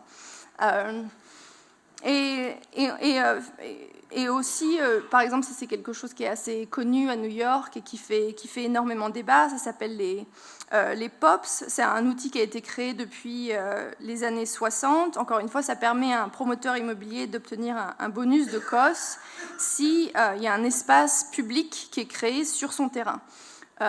Et dans les années 60, les règles étaient extrêmement souples et donc tous les promoteurs à Manhattan construisaient des bâtiments plus larges et puis ensuite les espaces publics n'étaient pas vraiment publics et petit à petit il y avait des murs qui se créaient ou alors ils étaient complètement vides et donc personne ne les utilisait, personne ne savait que c'était public. Et donc en 2007 et en 2009, on a changé les règles et on a des règles maintenant très précises avec un nombre de chaises, le nombre d'arbres, le type d'arbres qui doivent être construits, le nombre de tables qu'il doit y avoir dans l'espace pour s'assurer que ce soit vraiment des espaces publics qui soient clairement ouverts au public.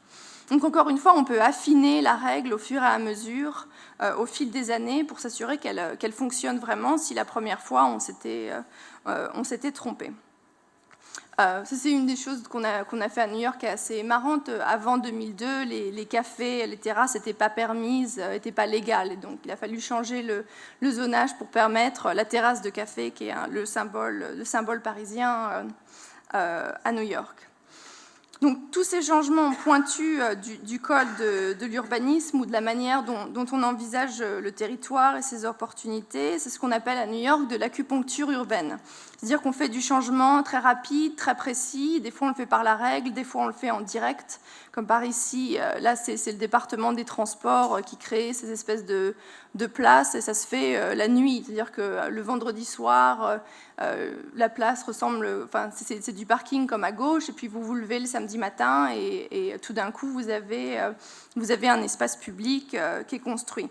Donc le but de l'administration Bloomberg, c'est vraiment de créer du changement rapide et de faire changer le paysage à l'échelle du temps des New-Yorkais. Donc je vais juste finir avec 2 mots personnels sur la philosophie qui s'est opérée les 10 dernières années. Donc la plus grande qualité de New York, je pense que tout le monde est d'accord là-dessus, c'est son dynamisme, c'est son énergie, que ce soit en matière de population, que ce soit en matière d'économie ou de paysage ou d'urbanisme, c'est ce qui fait sa qualité, c'est l'énergie et c'est le dynamisme. Et donc les règles qui codifient le développement à New York, elles ont but d'encadrer, d'anticiper, mais aussi d'encourager le développement et d'encourager l'énergie et le dynamisme. Et donc les 10 dernières années en matière d'innovation, je vous ai juste montré une toute petite partie de ce qui s'est fait à New York, reflètent en fait cette culture de l'activité et de la richesse. Et je pense permettre à New York de rester compétitif sur la scène globale, mais aussi de garder son image unique et mythique dans le monde. Donc voilà, merci.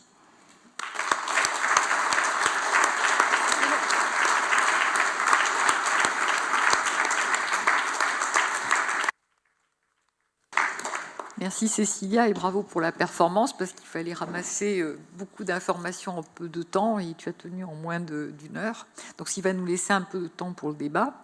Donc, comme traditionnellement dans les 5 à 7, un aménageur réagit aux propos du conférencier et c'est Laurent Théry qui est Grand Prix d'urbanisme, qui a dirigé la Samoa, l'île de Nantes, et qui aujourd'hui dirige Euralil. Il est depuis ce matin, il n'est plus président du Club Ville Aménagement, puisqu'il a passé le relais à Alain Garès, ici présent. Et donc, très soulagé de ne plus avoir cette responsabilité, il peut tranquillement prendre la parole pour réagir à ses propos, d'autant qu'il était présent à l'atelier new-yorkais. Oui, merci Ariela, merci Cécilia. C'est absolument passionnant, je pense que tout le monde est conquis par cet exposé. Ceux qui avaient eu la chance d'aller à New York l'avaient déjà été et avaient, enfin pour ma part en tout cas, surtout été totalement pris de travers par ce que je voyais, par ce que j'entendais et par ce que je comprenais de New York. Et donc mon intervention va être quelques commentaires et quelques questions. Ensuite, je suis sûr que les questions vont fuser dans la salle, donc je ne vais pas essayer de balayer toutes les questions qui ont été abordées.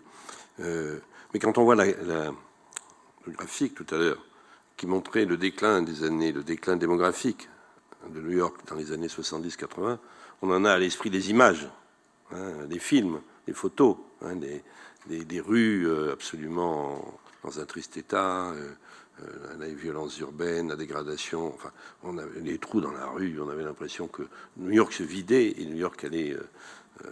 C'était au profit de la périurbanisation.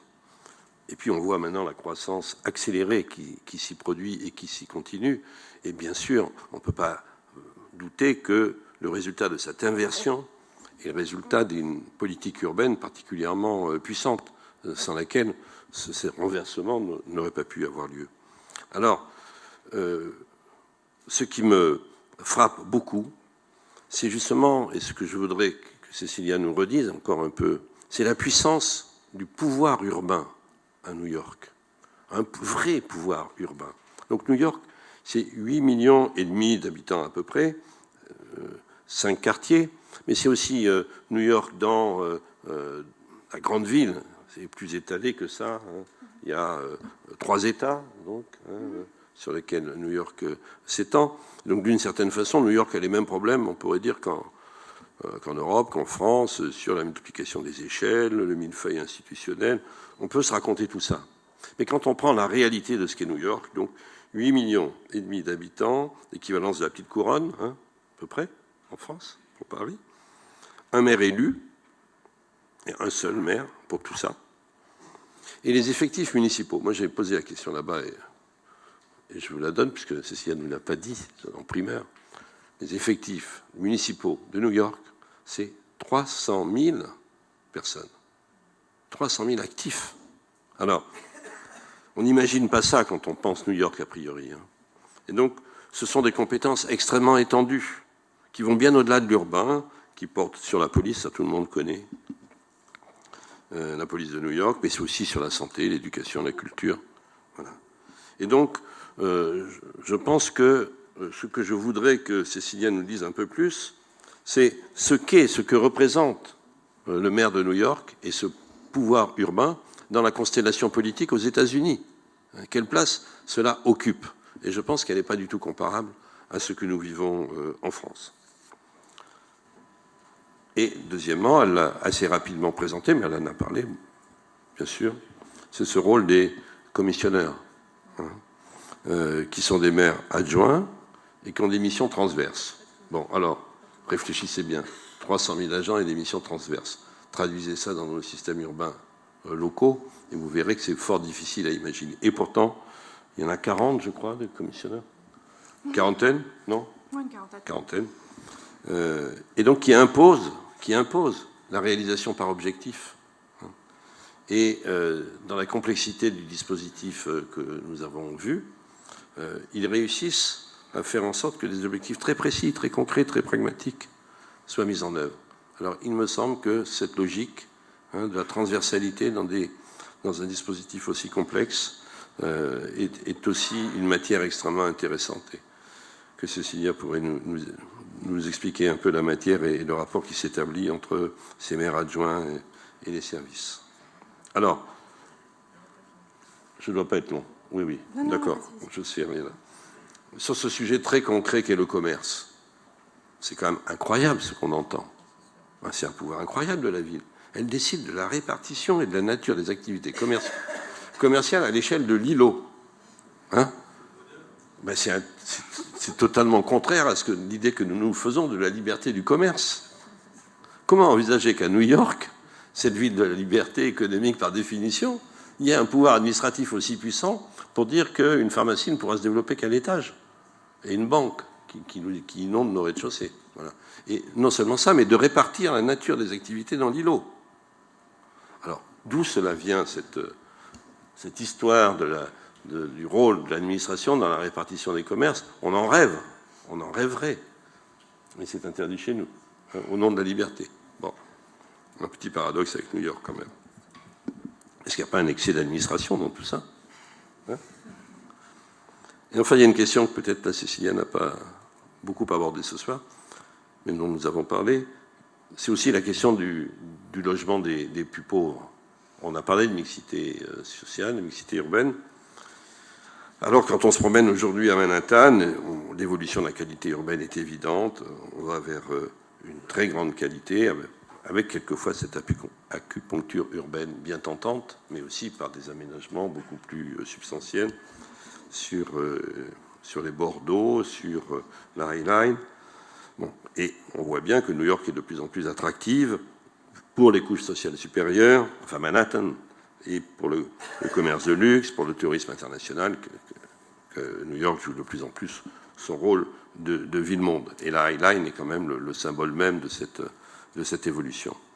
Mais quand on se promène, parce que je fais le lien avec l'atelier qu'on a fait, quand on se promène dans le Bronx, c'est la première fois que j'osais aller dans le Bronx, en car et accompagné. Bon.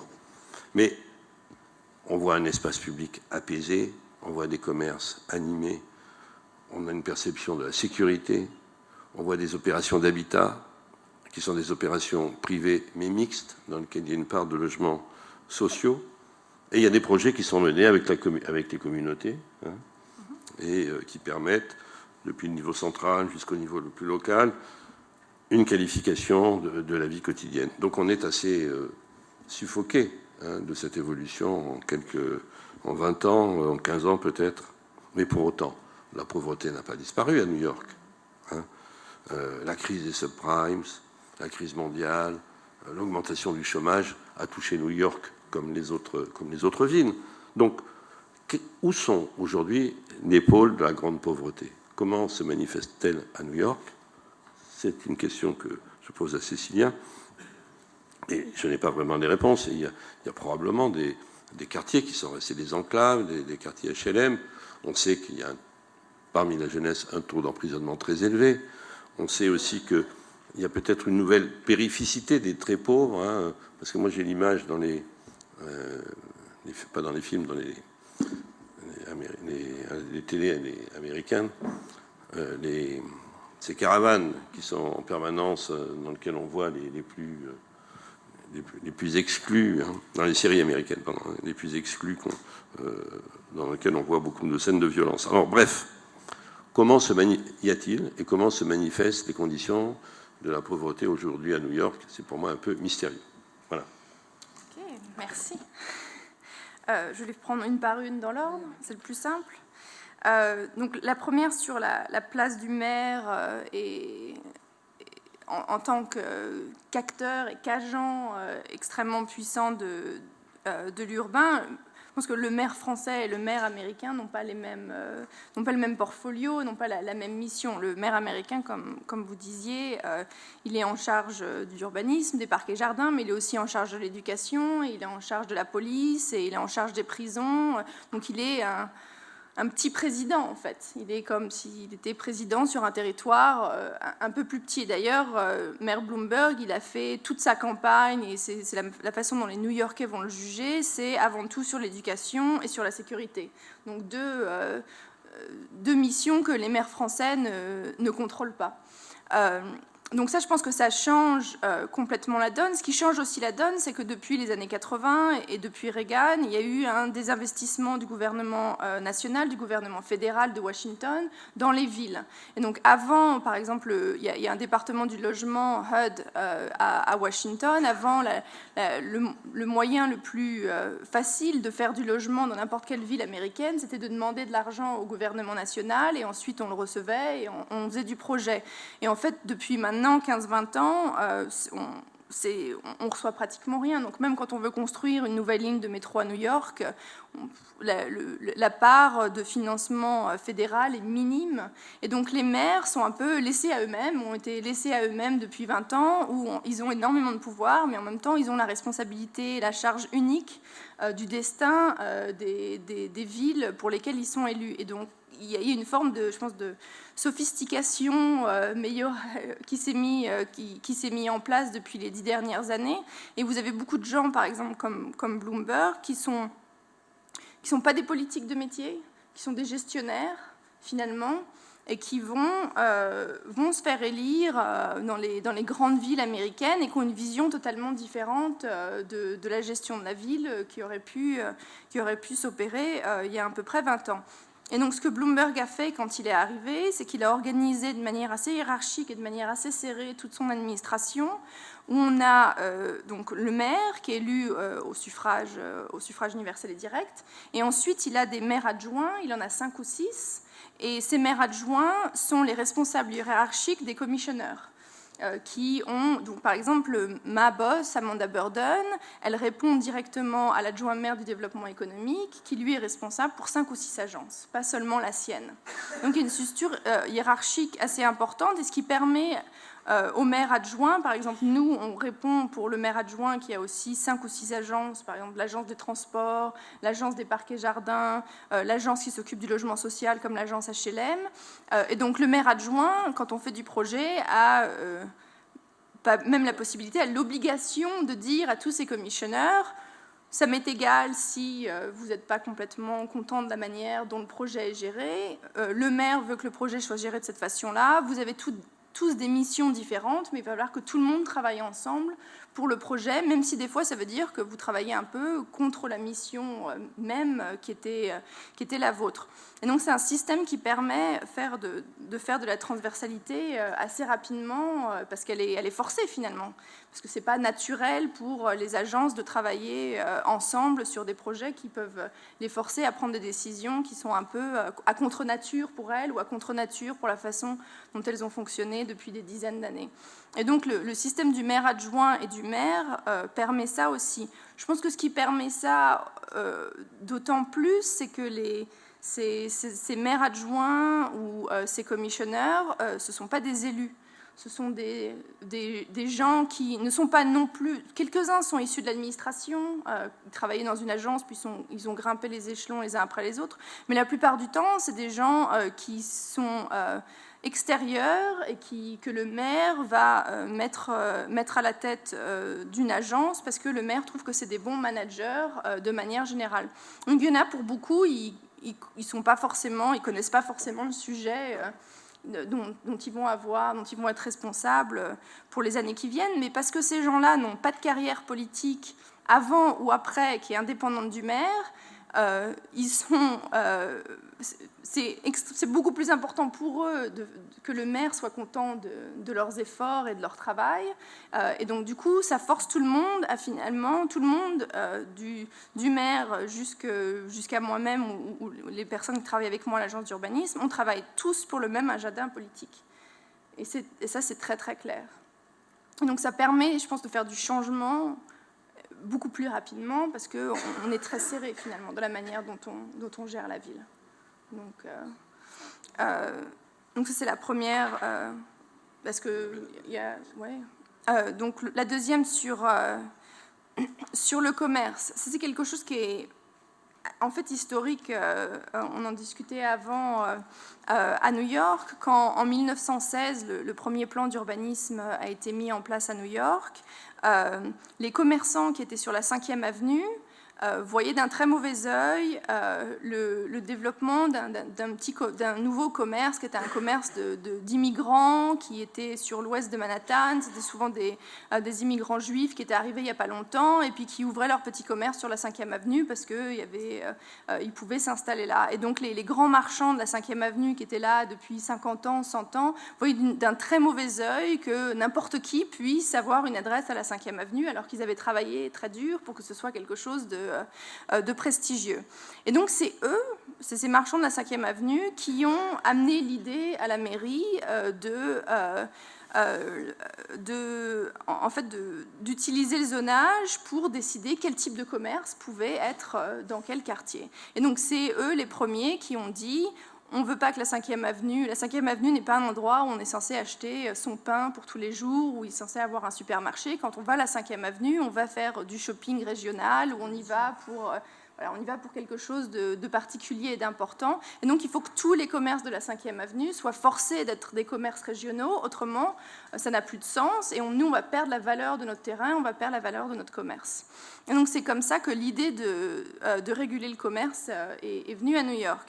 Donc, c'est assez intéressant parce que nous, on a fait une conférence à New York il y a à peu près 1 mois et demi où on a eu d'autres agences d'urbanisme d'autres villes aux États-Unis qui sont venues. Et par exemple, à San Francisco, eux, ils règlent pas juste le type de commerce qui peuvent être là, mais ils ont ce qu'ils appellent Formula Retail, qui leur permet de dire si un commerçant a plus de 12 enseignes dans San Francisco, il n'a pas le droit de venir s'installer. Donc quand vous allez à San Francisco, il n'y a pas de Starbucks, il n'y a pas de McDonald's, il n'y a pas de Gap, toutes les grandes enseignes américaines n'ont pas le droit de s'installer à San Francisco parce qu'elles ont plus de 12 enseignes. Et donc San Francisco, c'est l'extrême de la régulation du commerce, où ils sont vraiment allés jusqu'au bout de leur pensée.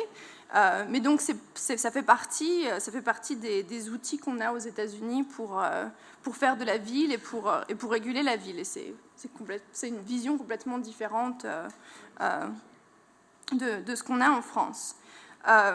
Sur la troisième question de la pauvreté, les pauvres, évidemment, n'ont pas disparu de New York. New York, c'est une ville historiquement qui a toujours eu des gens extrêmement riches et des gens extrêmement pauvres. Les plus pauvres des Américains vivent à New York et les plus riches des Américains vivent à New York. Ça a toujours été le cas et c'est toujours le cas aujourd'hui. On n'a pas la manière dont les Américains, c'est culturel, ils parlent moins de pauvreté, ils parlent plus d'emploi.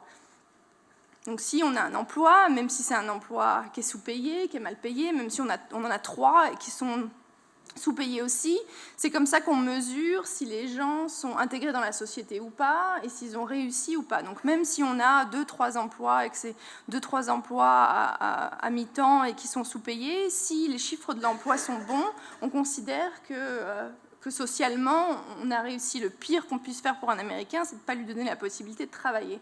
Et pas de lui donner la possibilité de travailler pour un salaire qui permet de vivre correctement. Donc il y a des pochettes de pauvreté à New York qui n'ont pas vraiment changé parce qu'elles ont toujours été historiquement autour des grands quartiers HLM.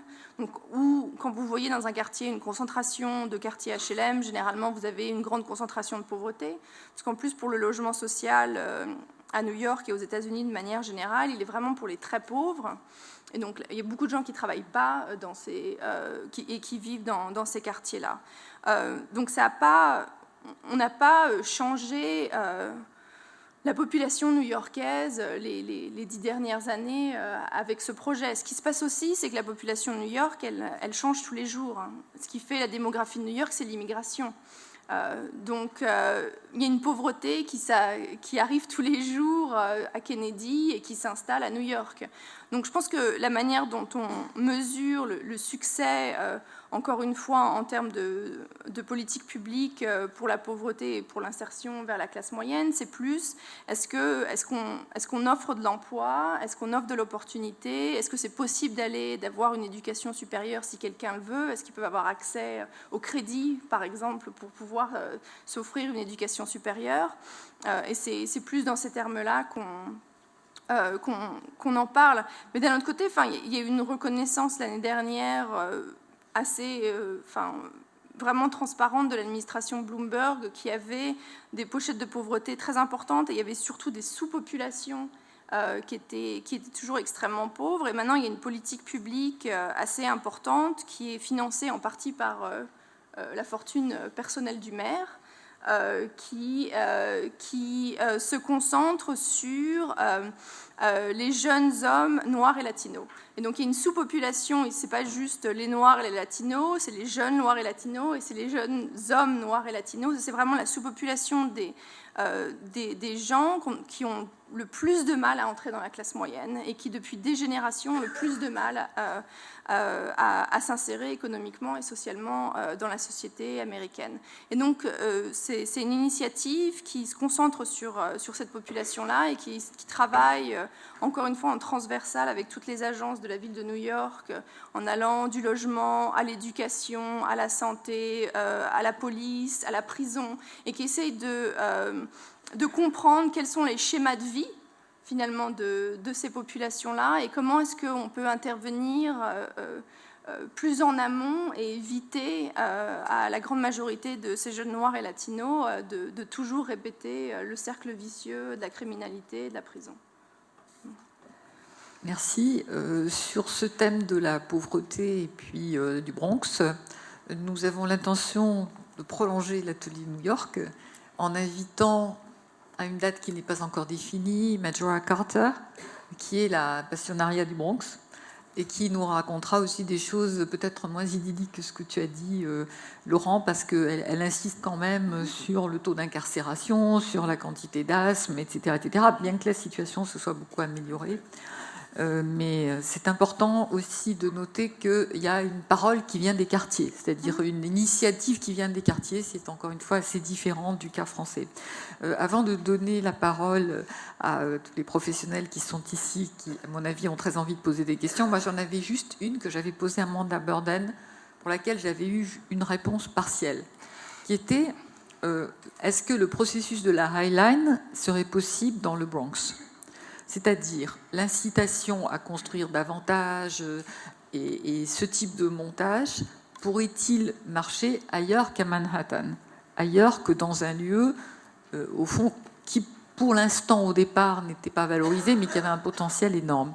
Alors la réponse qu'elle m'a faite, et c'est un clin d'œil à Sophie Baudy-Gendreau ici présente et qui est la grande spécialiste américaine, enfin française des États-Unis, notamment de la sécurité, sa réponse a été « Nous avons sécurisé le Bronx et nous avons sécurisé Manhattan et avant d'avoir sécurisé ces territoires, les investisseurs ne venaient pas. » Donc ce qui est une réponse partielle, mais pas complète. Donc est-ce que tu peux prolonger ? Est-ce que les incitations par la règle dans les quartiers moins valorisés que ne le sont, enfin dans les secteurs moins valorisés que ne le sont Manhattan et maintenant Brooklyn, est-ce que ça marche ? Ça marche, ça dépend de de quelle incitation? Par exemple, quelque chose comme la Highline, je ne suis pas sûre que ça fonctionne parce que je ne suis pas sûre que les gens du Bronx recherchent à avoir cette espèce d'espace. Mais par exemple, ça a très bien marché pour les supermarchés. Donc, par exemple, ce que je vous ai montré, Fresh, avec le concept d'avoir un bonus de COS, en échange de quoi le promoteur immobilier doit construire du supermarché, c'est quelque chose qui a extrêmement marché dans le Bronx. Donc quand on fait de l'incitation qui produit de l'équipement public, qui est utile à la population, où les promoteurs immobiliers savent que finalement ce qu'ils arrivent à produire, c'est quelque chose qu'ils vont vendre, ça fonctionne. Ouais. Donc je pense qu'il faut trouver les équilibres qui sont justes et puis les équipements publics qui fonctionnent, mais à la base aussi, nous on ne se ment pas, tous ces systèmes de zonage, d'incitation, de bonus, ils fonctionnent quand la promotion immobilière fonctionne.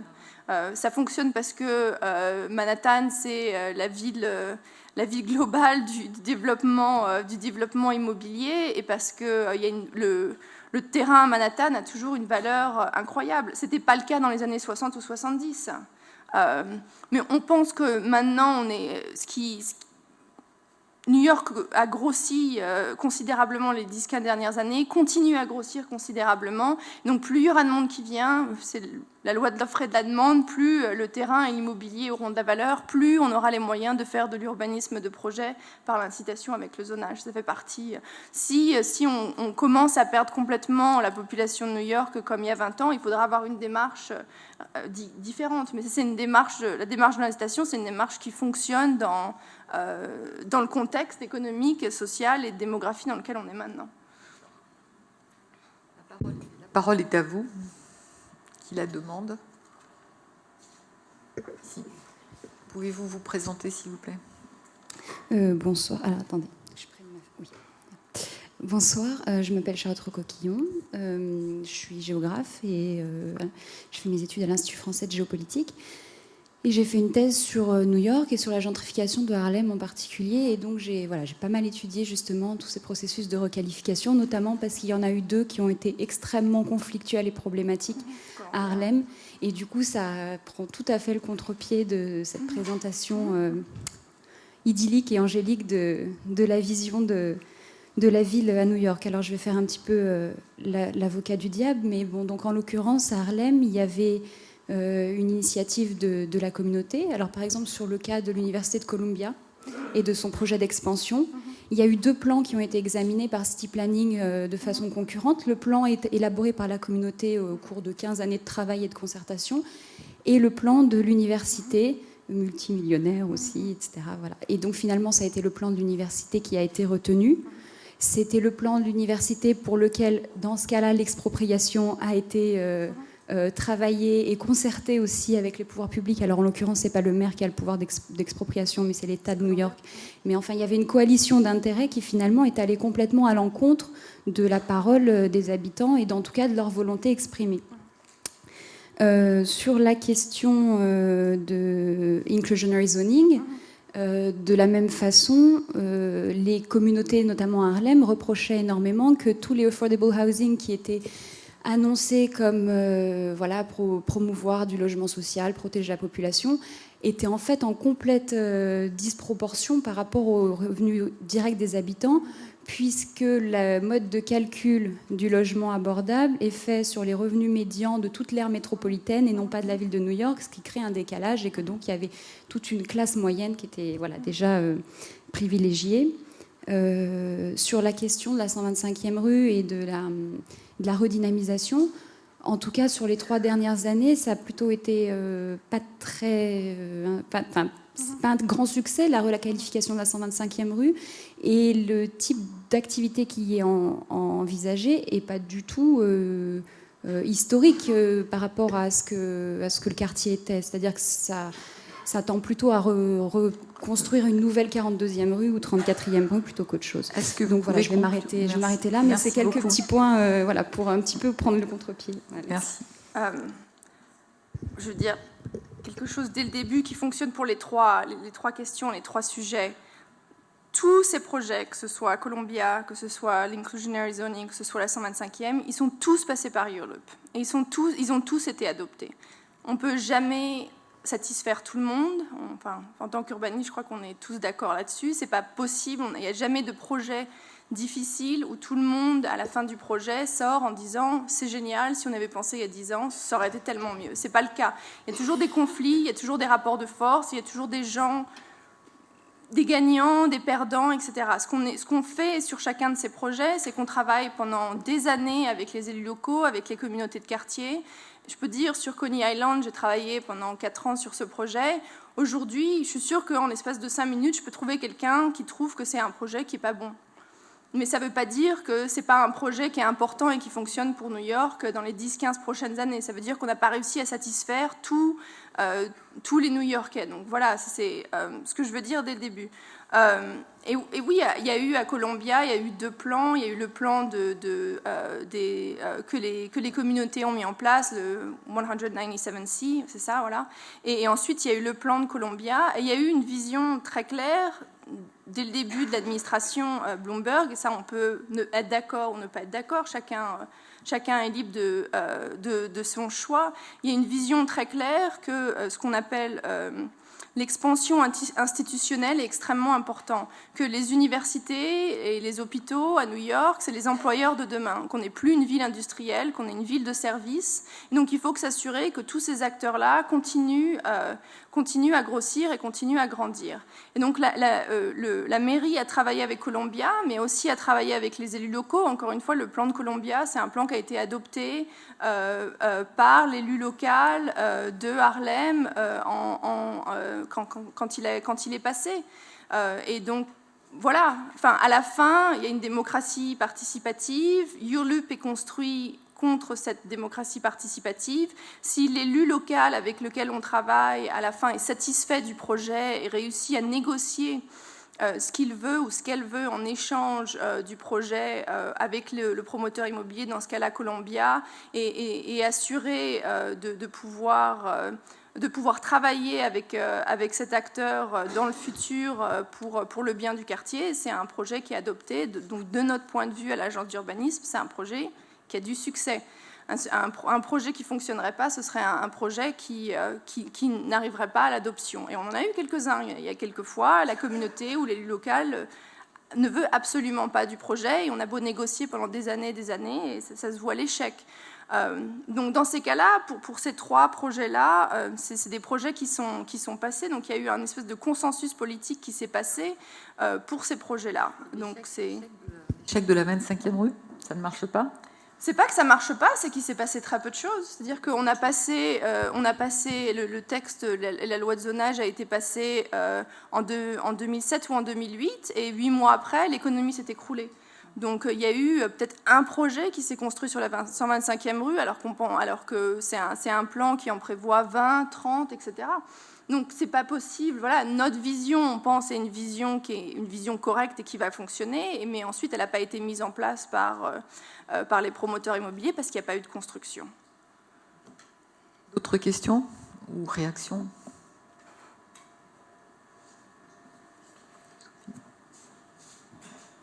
Peut-être. Oui.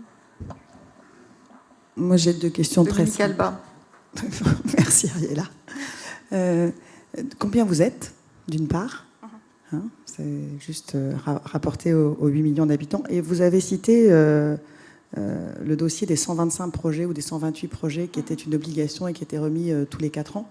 Quelle est la nature de ces projets par rapport aux autres que vous avez décrits?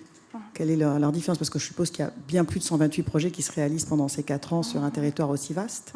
Donc ceux-là, quelle est leur caractéristique? Puisqu'ils sont, je suppose, pilotés par vous, pour le coup. Enfin, c'est ce que j'ai compris. D'accord. On est petit, on est 250. Donc c'est minuscule. On est, par exemple, à Brooklyn, il y a 10 urbanistes. Donc on est une toute petite agence.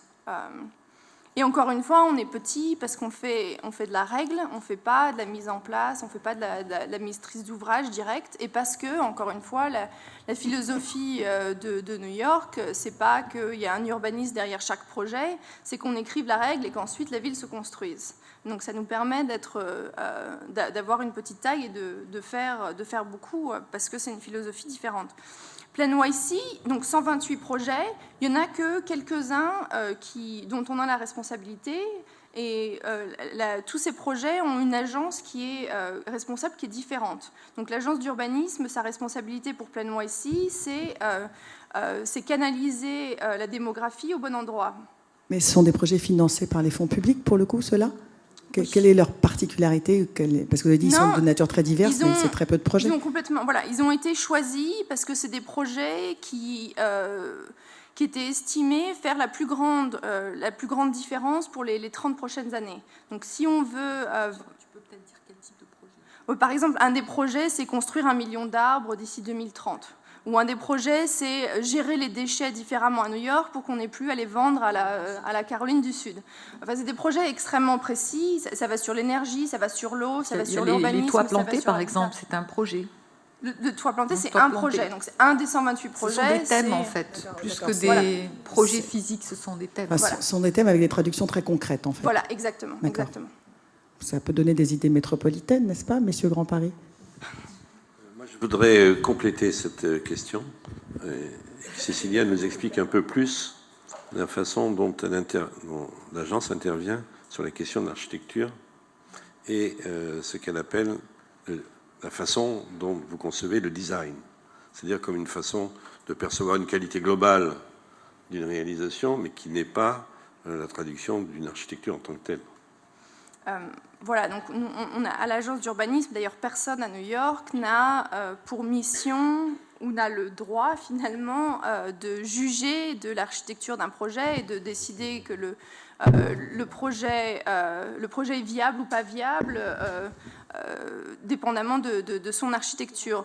Donc nous, ce qu'on essaye de faire avec les règles d'urbanisme, et en ayant des règles d'urbanisme qui sont assez précises mais qui sont souples dans le sens où elles invitent à la construction, c'est de définir, et nous, on appelle ça à New York l'urban design, c'est le design général du bâtiment, mais ce n'est pas de l'architecture. Donc ce qu'on va définir, c'est où est-ce que doit se trouver l'entrée, au rez-de-chaussée, quel type d'usage on doit avoir, le pourcentage de transparence qu'on doit avoir au rez-de-chaussée, si c'est un skyscraper, quel genre de, ce qu'on appelle le top du bâtiment, le haut du bâtiment, comment est-ce qu'on le traite de manière différente pour qu'il y ait vraiment un geste dans la skyline. Donc on a un espèce de langage qu'on a défini avec des points bien précis qui encadrent le type de développement qu'on a, mais vous pouvez faire un développement qui suit tous ces critères, qui est un développement qui est bien dans son contexte, mais qui est affreux architecturalement. Enfin, ça arrive tous les jours, mais c'est pas notre. On considère que l'architecture, c'est quelque chose de très personnel. Il y a eu des styles, comme je vous ai montré en 1916, le wedding cake, c'était génial. En 1961, la tour, c'était génial. Enfin, finalement, ça change tout le temps, ça change en fonction des points de vue. Et donc, le but, c'est pas de créer une espèce de barrière au développement où les urbanistes auraient le droit de juger de ce qui fait de la bonne architecture et de la mauvaise architecture.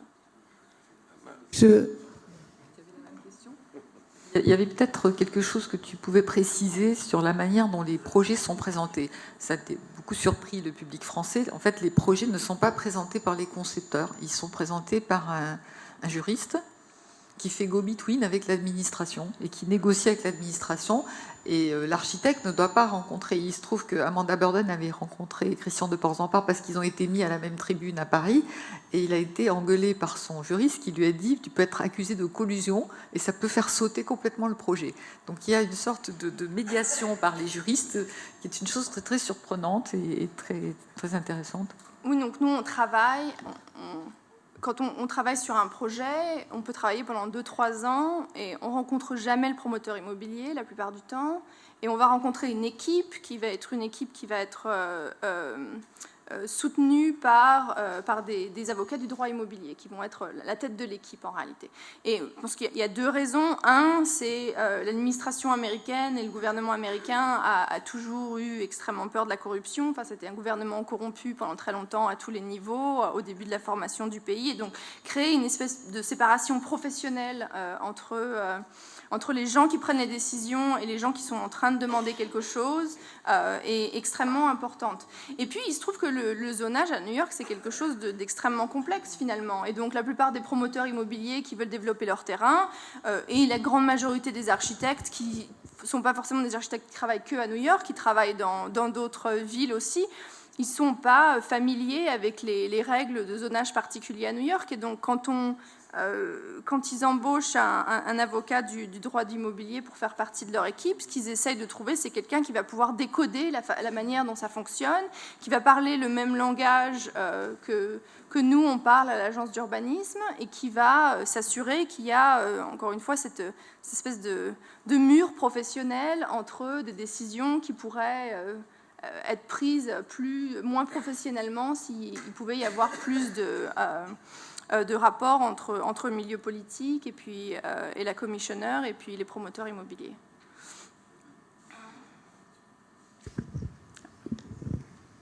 Oui, merci. Je voulais rajouter simplement 2 ou 3 petites choses. Parmi les... Enfin, quand vous disiez qu'il y avait assez peu d'interventions sur les projets, je voudrais rajouter quand même un acteur qui n'est pas minime, c'est la police. Quand on construit Freedom Tower, eh bien, à un moment donné, la police de New York dit il y a en aucun cas on ne pourra protéger une tour de ce type, étant donné sa situation à côté d'une voie rapide et large. Par conséquent, vous allez revoir votre copie et le promoteur et tous les experts vont revoir leur copie. Il y aura un anneau d'acier, ring of steel de 8 étages pour protéger cette tour de façon à ce qu'un camion à 125 à l'heure avec une bombe s'y écrase, l'immeuble sera protégé. Donc on ne peut pas dire que ça soit carte libre donnée totalement aux architectes. Sur ce qu'on disait tout à l'heure, sur la pauvreté, je peux donner une précision. Si on s'accorde sur la définition de la pauvreté, elle est aujourd'hui de 20% et en 1975, elle était de 25%. On a parlé tout à l'heure de violence et de criminalité. Le miracle new-yorkais, c'est moins 80% de criminalité en l'espace de 9 ans, quels que soient les délits, quels que soient les boroughs, alors qu'il y a une désincarcération de 28%. À niveau de drogue, de consommation de drogue et de drogue constant.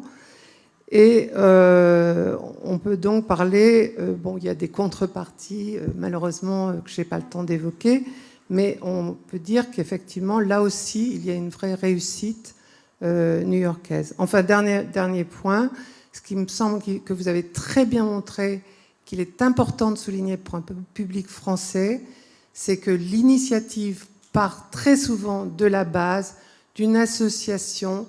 J'ai travaillé longtemps dans le Bronx, justement, sur Melrose, avec les habitants qui s'étaient fait casser en 93 parce qu'ils avaient misé sur le président du Bronx qui a perdu les élections et leur projet Nos Calamos n'a pas pu être poursuivi. Ben, aujourd'hui, qu'est-ce que c'est ? C'est Via Verde.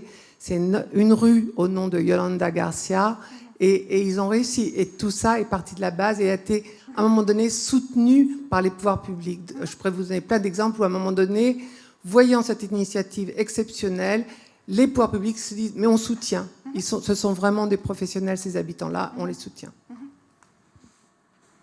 Oui, je veux juste répondre sur les Freedom Tower. Enfin, il y a un équilibre qui se joue au quotidien dans le Manhattan et là où étaient les tours du World Trade Center, de comment est-ce qu'on reconstruit tout en sécurisant. Et de toute façon, dès le début, le NYPD a eu une place extrêmement importante à cette table-là. Mais c'est une exception. C'est aussi parce que là, on reconstruit dans un endroit qui est mythique et qui a eu une histoire extrêmement douloureuse et où il y a cette peur au quotidien que ça puisse recommencer. Donc c'est unique dans son mode de réflexion. Et il reste toujours à savoir aussi quand finalement toutes ces tours-là vont être occupées, quelle va être la vie de ce quartier-là, ou est-ce qu'on va être dans l'hypersécurité et à quoi est-ce que ça va ressembler. C'est une vraie question que beaucoup de New-Yorkais se posent. Donc c'est difficile de régler ces questions-là.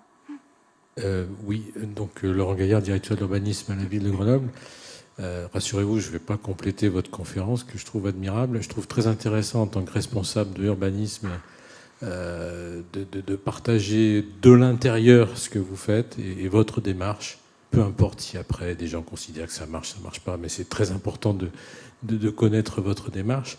Et pour la connaître mieux, il me semblerait intéressant de savoir si vous êtes, enfin j'imagine un peu la réponse, mais beaucoup moins contraint par des carcans monstrueux de législation nationale qui s'appelle le Code de l'urbanisme chez nous, à New York, s'il y a des règles fédérales ou pas, ou des règles de l'État de New York qui vous incombent, ou si vous êtes totalement libre d'imaginer la règle d'urbanisme locale. Et question corollaire, vous ne nous avez pas parlé est-ce qu'il y a des logiques de recours, comme on voit se développer beaucoup chez nous, et avec un phénomène très grave chez nous, c'est que ça se monnaie. Très cher et ça devient de la corruption. Pas vis-à-vis de l'administration, c'est entre le requérant voisin, son avocat véreux et le constructeur. Alors peut-être que vous allez nous dire que finalement ça fait partie du business aussi aux États-Unis. Est-ce qu'il y a des choses qui se monnaient pour avoir des permis de construire ? Donc sur la première question, sur la législation nationale ou de l'État de New York, il y a peu de législation nationale. Elle est liée uniquement quand la ville reçoit de l'argent du gouvernement fédéral. Donc si on fait un projet de logement social par exemple, qui est en partie financé par HUD, par le ministère du Logement au niveau fédéral, il y a un certain nombre de législations et de règles sur par exemple la taille des unités d'habitation, etc., qu'on doit respecter. Mais encore une fois, ce qui se passe la plupart du temps maintenant, c'est qu'en fait, on ne reçoit pas de financement du gouvernement fédéral pour aucun de nos projets, et donc ces règles-là ne prennent pas vie à New York. En revanche, New York doit gérer ses relations avec l'État de New York, et ça, c'est beaucoup plus compliqué, parce que dans les années 70, quand New York est passé très très près de la banqueroute financière, l'État de New York a donné énormément d'argent à la ville de New York pour éviter cette banqueroute financière, en échange de quoi l'État de New York a pris énormément de responsabilités de la ville de New York. Donc, par exemple, MTA, qui est l'équivalent ici de la SNCF RATP, qui s'occupe du métro new-yorkais, est géré par l'État de New York, même si finalement il y a des lignes de métro que dans la ville de New York. Et ça c'est extrêmement compliqué. Donc très souvent, quand on veut faire un projet qui paraît pas compliqué, en réalité il faut aller au Parlement de l'État de New York pour demander aux législateurs à Albany de nous permettre de faire ce projet, puisque New York n'est pas la capitale de l'État de New York, c'est Albany la capitale de l'État de New York, ce qui complique encore plus les choses. Donc ça c'est quelque chose depuis...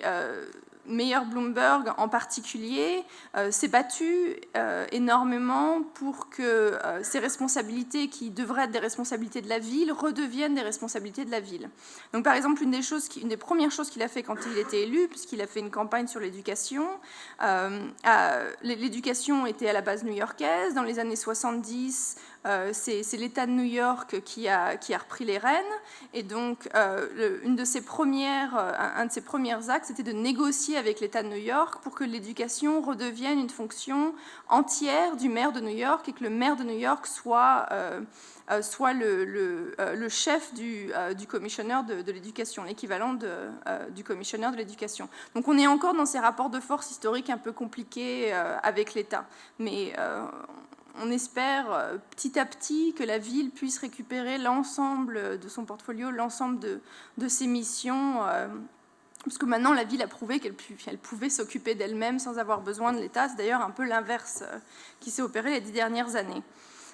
Sur les logiques de recours, il n'y a pas de recours comme moi je le comprends en France. C'est-à-dire que par exemple, si nous on fait un projet, on fait un rezoning dans un quartier, l'unique recours administratif possible pour quelqu'un, c'est de prouver que on n'a pas fait notre travail, on n'a pas regardé toutes les alternatives qui pouvaient se développer, et qu'on n'a pas fait un travail érudit en gros. Qu'on a un peu bâclé le projet. Donc c'est très difficile de prouver l'un comme l'autre, et la plupart du temps, la ville gagne au tribunal. Mais à chaque fois qu'on fait un projet, à chaque fois, quelqu'un va au tribunal et on met 1 ou 2 ans et généralement, très généralement, on gagne. Mais le principe du recours, comme moi je le comprends en France, où quelqu'un, on lui donne un permis de construire et le voisin peut aller au tribunal en disant que ce permis de construire n'aurait pas pu être donné, alors que le permis de construire finalement met en place les règles d'urbanisme du PLU qui ont été adoptées par la mairie, et ça c'est pas possible. Alain Carès, directeur de la Société publique locale d'aménagement de Toulouse. On aurait aimé avoir un aperçu de l'éventail des montages financiers. Le constat que j'ai fait, c'est qu'il y a une très grande ingéniosité de ces montages. On a vu le parc à Beaupré qui était financé simplement par le fait qu'on avait donné des droits à construire dans une partie du parc qui a financé les aménagements publics. Vous avez évoqué des aménagements. Vous avez évoqué des aménagements financés par des fonds publics, mais gérés par des fonds privés. Bref, il y a un ensemble de montages possibles dont on aimerait bien avoir une idée. C'est une question vaste. Il n'y a pas de règle, en réalité. C'est un peu... La règle, c'est qu'il n'y a pas de règle. On est passé il y a 20 ans, ou il y a même 15 ans avant Bloomberg, où la ville faisait la majorité de ces projets-là en direct, les finançait en direct, les gérait en direct. Et ensuite, il y a eu une réalisation que si on voulait gérer et financer le projet en direct comme ça, on pourrait faire... sur 8 ans, 15 projets, et puis que 15 projets, ça ne suffisait pas, et qu'on en voulait 100, et donc il fallait trouver une autre façon de les payer. Et donc, à chaque fois qu'il y a un projet, il y a un financement particulier pour ce projet qui se met en place, et qui essaye de comprendre quelles sont les opportunités, quel est le marché finalement pour payer pour ce projet. Une partie, ça va être la ville, mais peut-être qu'une partie, il y a des promoteurs immobiliers qui sont intéressés, peut-être qu'une partie, il y a des fondations privées qui vont être intéressées. Et donc, à chaque fois, il y a une démarche différente qui s'opère. Alors, ça crée une complexité énorme, qui est, par exemple, si vous créez du parc et jardin aujourd'hui à New York, ils sont tous financés de manière différente, et la maintenance de ces espaces est financée de manière complètement différente aussi. Et donc ça crée Mais c'est quelque chose qui existe depuis longtemps. Aux États-Unis, par exemple, quand vous allez à Central Park, 95% du budget de Central Park, c'est pas la ville de New York. C'est le Central Park Conservancy qui s'est créé dans les années 70-81, où la ville n'avait pas les moyens d'entretenir le parc, et le parc tombait en ruine complète, et les gens qui avaient des immeubles, des appartements, des commerces autour du parc ont décidé de s'organiser ensemble pour financer la maintenance du parc, et ont décidé eux-mêmes d'organiser une structure juridique qui leur permettra d'embaucher des gens pour nettoyer le parc, d'embaucher des gens. Et donc très souvent, toutes ces idées de financement différents, elles ne sont pas venues de la ville, elles sont venues des habitants. Pendant une période, la ville ne gérait pas vraiment ce qui se passait, et ne gérait pas vraiment sa mission, sa fonction, ses espaces. Et souvent, les habitants new-yorkais ont dû eux-mêmes trouver des solutions pour se débrouiller. Et c'est un peu cet entrepreneurship qui a permis de construire, de développer ces nouveaux moyens de financement. Mais comme il est 19h, je pense je voulais juste te poser encore une question, qui est ce qui va se passer après.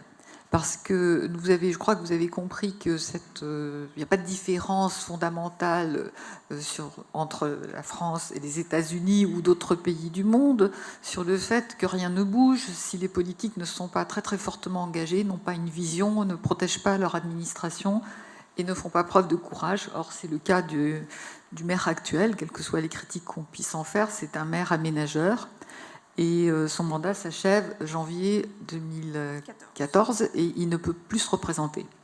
Donc, par ailleurs, le dispositif ressemble à celui de l'administration nationale, au sens où les commissionnaires sont des hommes qu'il a nommés, auxquels il a donné beaucoup de pouvoir, et qui vont partir. Ils partent avec lui. Ce qui, d'une certaine façon, nous convainc qu'avoir un terme est une chose intéressante. C'est ce qui se passe avec les IBA allemandes, qui ont un début, une fin, et puis ils sont obligés d'accélérer les processus pour produire à la fin un projet, ce qui est rarement le cas de nos structures. Donc, effectivement, cet engagement, cette mobilisation pour l'action va prendre fin en 2014. On peut espérer que le prochain maire sera aussi un maire engagé qui est intéressé par l'urbanisme, mais ce n'est pas forcément le cas. On n'en sait rien. Donc, quel scénario on peut imaginer? Est-ce que ce processus mis en œuvre peut se poursuivre ou pas? Est-ce que la nouvelle qualité urbaine que l'on peut voir à New York n'est pas un élément qui entraînera encore plus d'exigences de la part des habitants et donc peut-être une demande plus forte et une prise de pouvoir qui fera que ça continuera? Donc quel scénario tu imagines? Il y a plein de scénarios. Il y a le scénario du pire qui est on a un maire qui n'est pas du tout intéressé sur toute question-là. Enfin, c'est un scénario possible. Il y a plusieurs choses qui, je pense, vont permettre à New York de garder une trajectoire plus ou moins similaire à celle qui s'est mise en place les 10 dernières, ça va être 12 ans en 2014 quand Bloomberg s'en va. Le premier, c'est que Plan YC, encore une fois, fait partie de la constitution new-yorkaise. Donc, même si le prochain maire a une vision différente, il sera obligé d'avoir un document avec des projets, des thèmes précis, des objectifs précis. C'est quelque chose que les New-Yorkais maintenant attendent, que les agences attendent, et donc il sera obligé d'avoir un carnet de route, quel que soit ce carnet de route. Donc ça, souvent, on a des maires qui n'ont aucun carnet de route. C'est pire que d'en avoir un avec lequel on n'est pas forcément d'accord. Et puis ensuite, ce qui s'est passé, c'est que Bloomberg a été maire quand même pendant 12 ans. Et 12 ans, c'est extrêmement long aux États-Unis. Normalement, c'était 8 ans, et il a changé la législation pour pouvoir avoir un mandat supplémentaire. Et donc, il y a une formation des équipes. Par exemple, je vois, nous, à l'agence d'urbanisme, maintenant, à peu près un tiers des gens qui travaillent à l'agence d'urbanisme ont été embauchés sous Bloomberg. Et donc, la manière donc, on a appris à fonctionner en tant que professionnel, et c'est vrai pour énormément de gens qui sont fonctionnaires à New York. On l'a appris d'avoir une démarche qui était une démarche de l'action, très transparente, dépolitisée et au plus près des communautés. Et donc, je pense que j'espère qu'on va être le contrepoids de ce qui peut arriver après. Et puis ensuite, je pense qu'il y a le fond du fait que la démographie est une démographie positive, que New York continue de grossir, que New York maintenant grandit pas juste avec des immigrants, mais grandit aussi avec une classe moyenne qui a des demandes, qui va avoir du mal à passer d'une ville qui est entretenue, où il y a une qualité urbaine, à une ville qui n'en a plus. Donc il y aura des exigences qui, je pense, se sont créées culturellement dans la ville les 2 dernières années, qui, j'espère, vont influencer les élections et puis influenceront ensuite la gestion de la ville par le nouveau maire. Donc on est tous plus ou moins positifs sur ce qui va se passer. Merci beaucoup. Avant de nous quitter, je voulais vous donner 2 ou 3 petites informations. Certains d'entre vous ne savent toujours pas que nous filmons, nous enregistrons ces séances, nous faisons des comptes rendus, c'est sur notre site internet. Alors on vous renverra peut-être un mail à vous tous pour vous dire ce qui est disponible sur le site et ce qui le sera. Donc si vous voulez revoir, débattre avec vos équipes ou avoir des comptes rendus, donc ce sera sur notre site. D'autre part, nous avons un rendez-vous, notre 5 à 7, qui aura lieu le 25 avril, mais pas ici. Alors c'est où ? Au secours, Marie-Claude, c'est rue Vivienne, l'INHA. On vous enverra aussi les invitations. Ce sera autour de Jacques Lucan, qui est architecte et historien, qui a fait un énorme travail passionnant sur la manière dont évolue la pensée de l'îlot urbain. Et donc, pour les aménageurs, je pense que ce sera extraordinairement intéressant. En attendant, vous avez des invitations qui vous attendent pour un autre horaire ce sont les matinées du CGEDD le 24 janvier autour de l'énergie comme régénération du projet urbain. Et puis voilà, là je vous aurais donné toutes les informations. Nous espérons aussi monter un nouveau 5 à 7 autour de la pauvreté, 2 nouveaux 5 à 7 autour de la pauvreté, un grand 5 à 7 qu'on va appeler un maxi 5 à 7, on n'a pas encore trouvé la formule, mais ce sera un 2-7 qui abordera la question de la recomposition des favelas de Sao Paulo, parce qu'on a fait un voyage avec le club et nous avons découvert des méthodes totalement passionnantes. Et bien sûr, Majora Carter, donc vous aurez encore un peu New York sur la partie plus difficile, qui est celle de la pauvreté, du Bronx. Les dates ne sont pas encore fixées, mais vous voyez, nous avons un programme qui va s'étaler sur plus d'1 an. Merci beaucoup, merci à vous deux, et à très vite.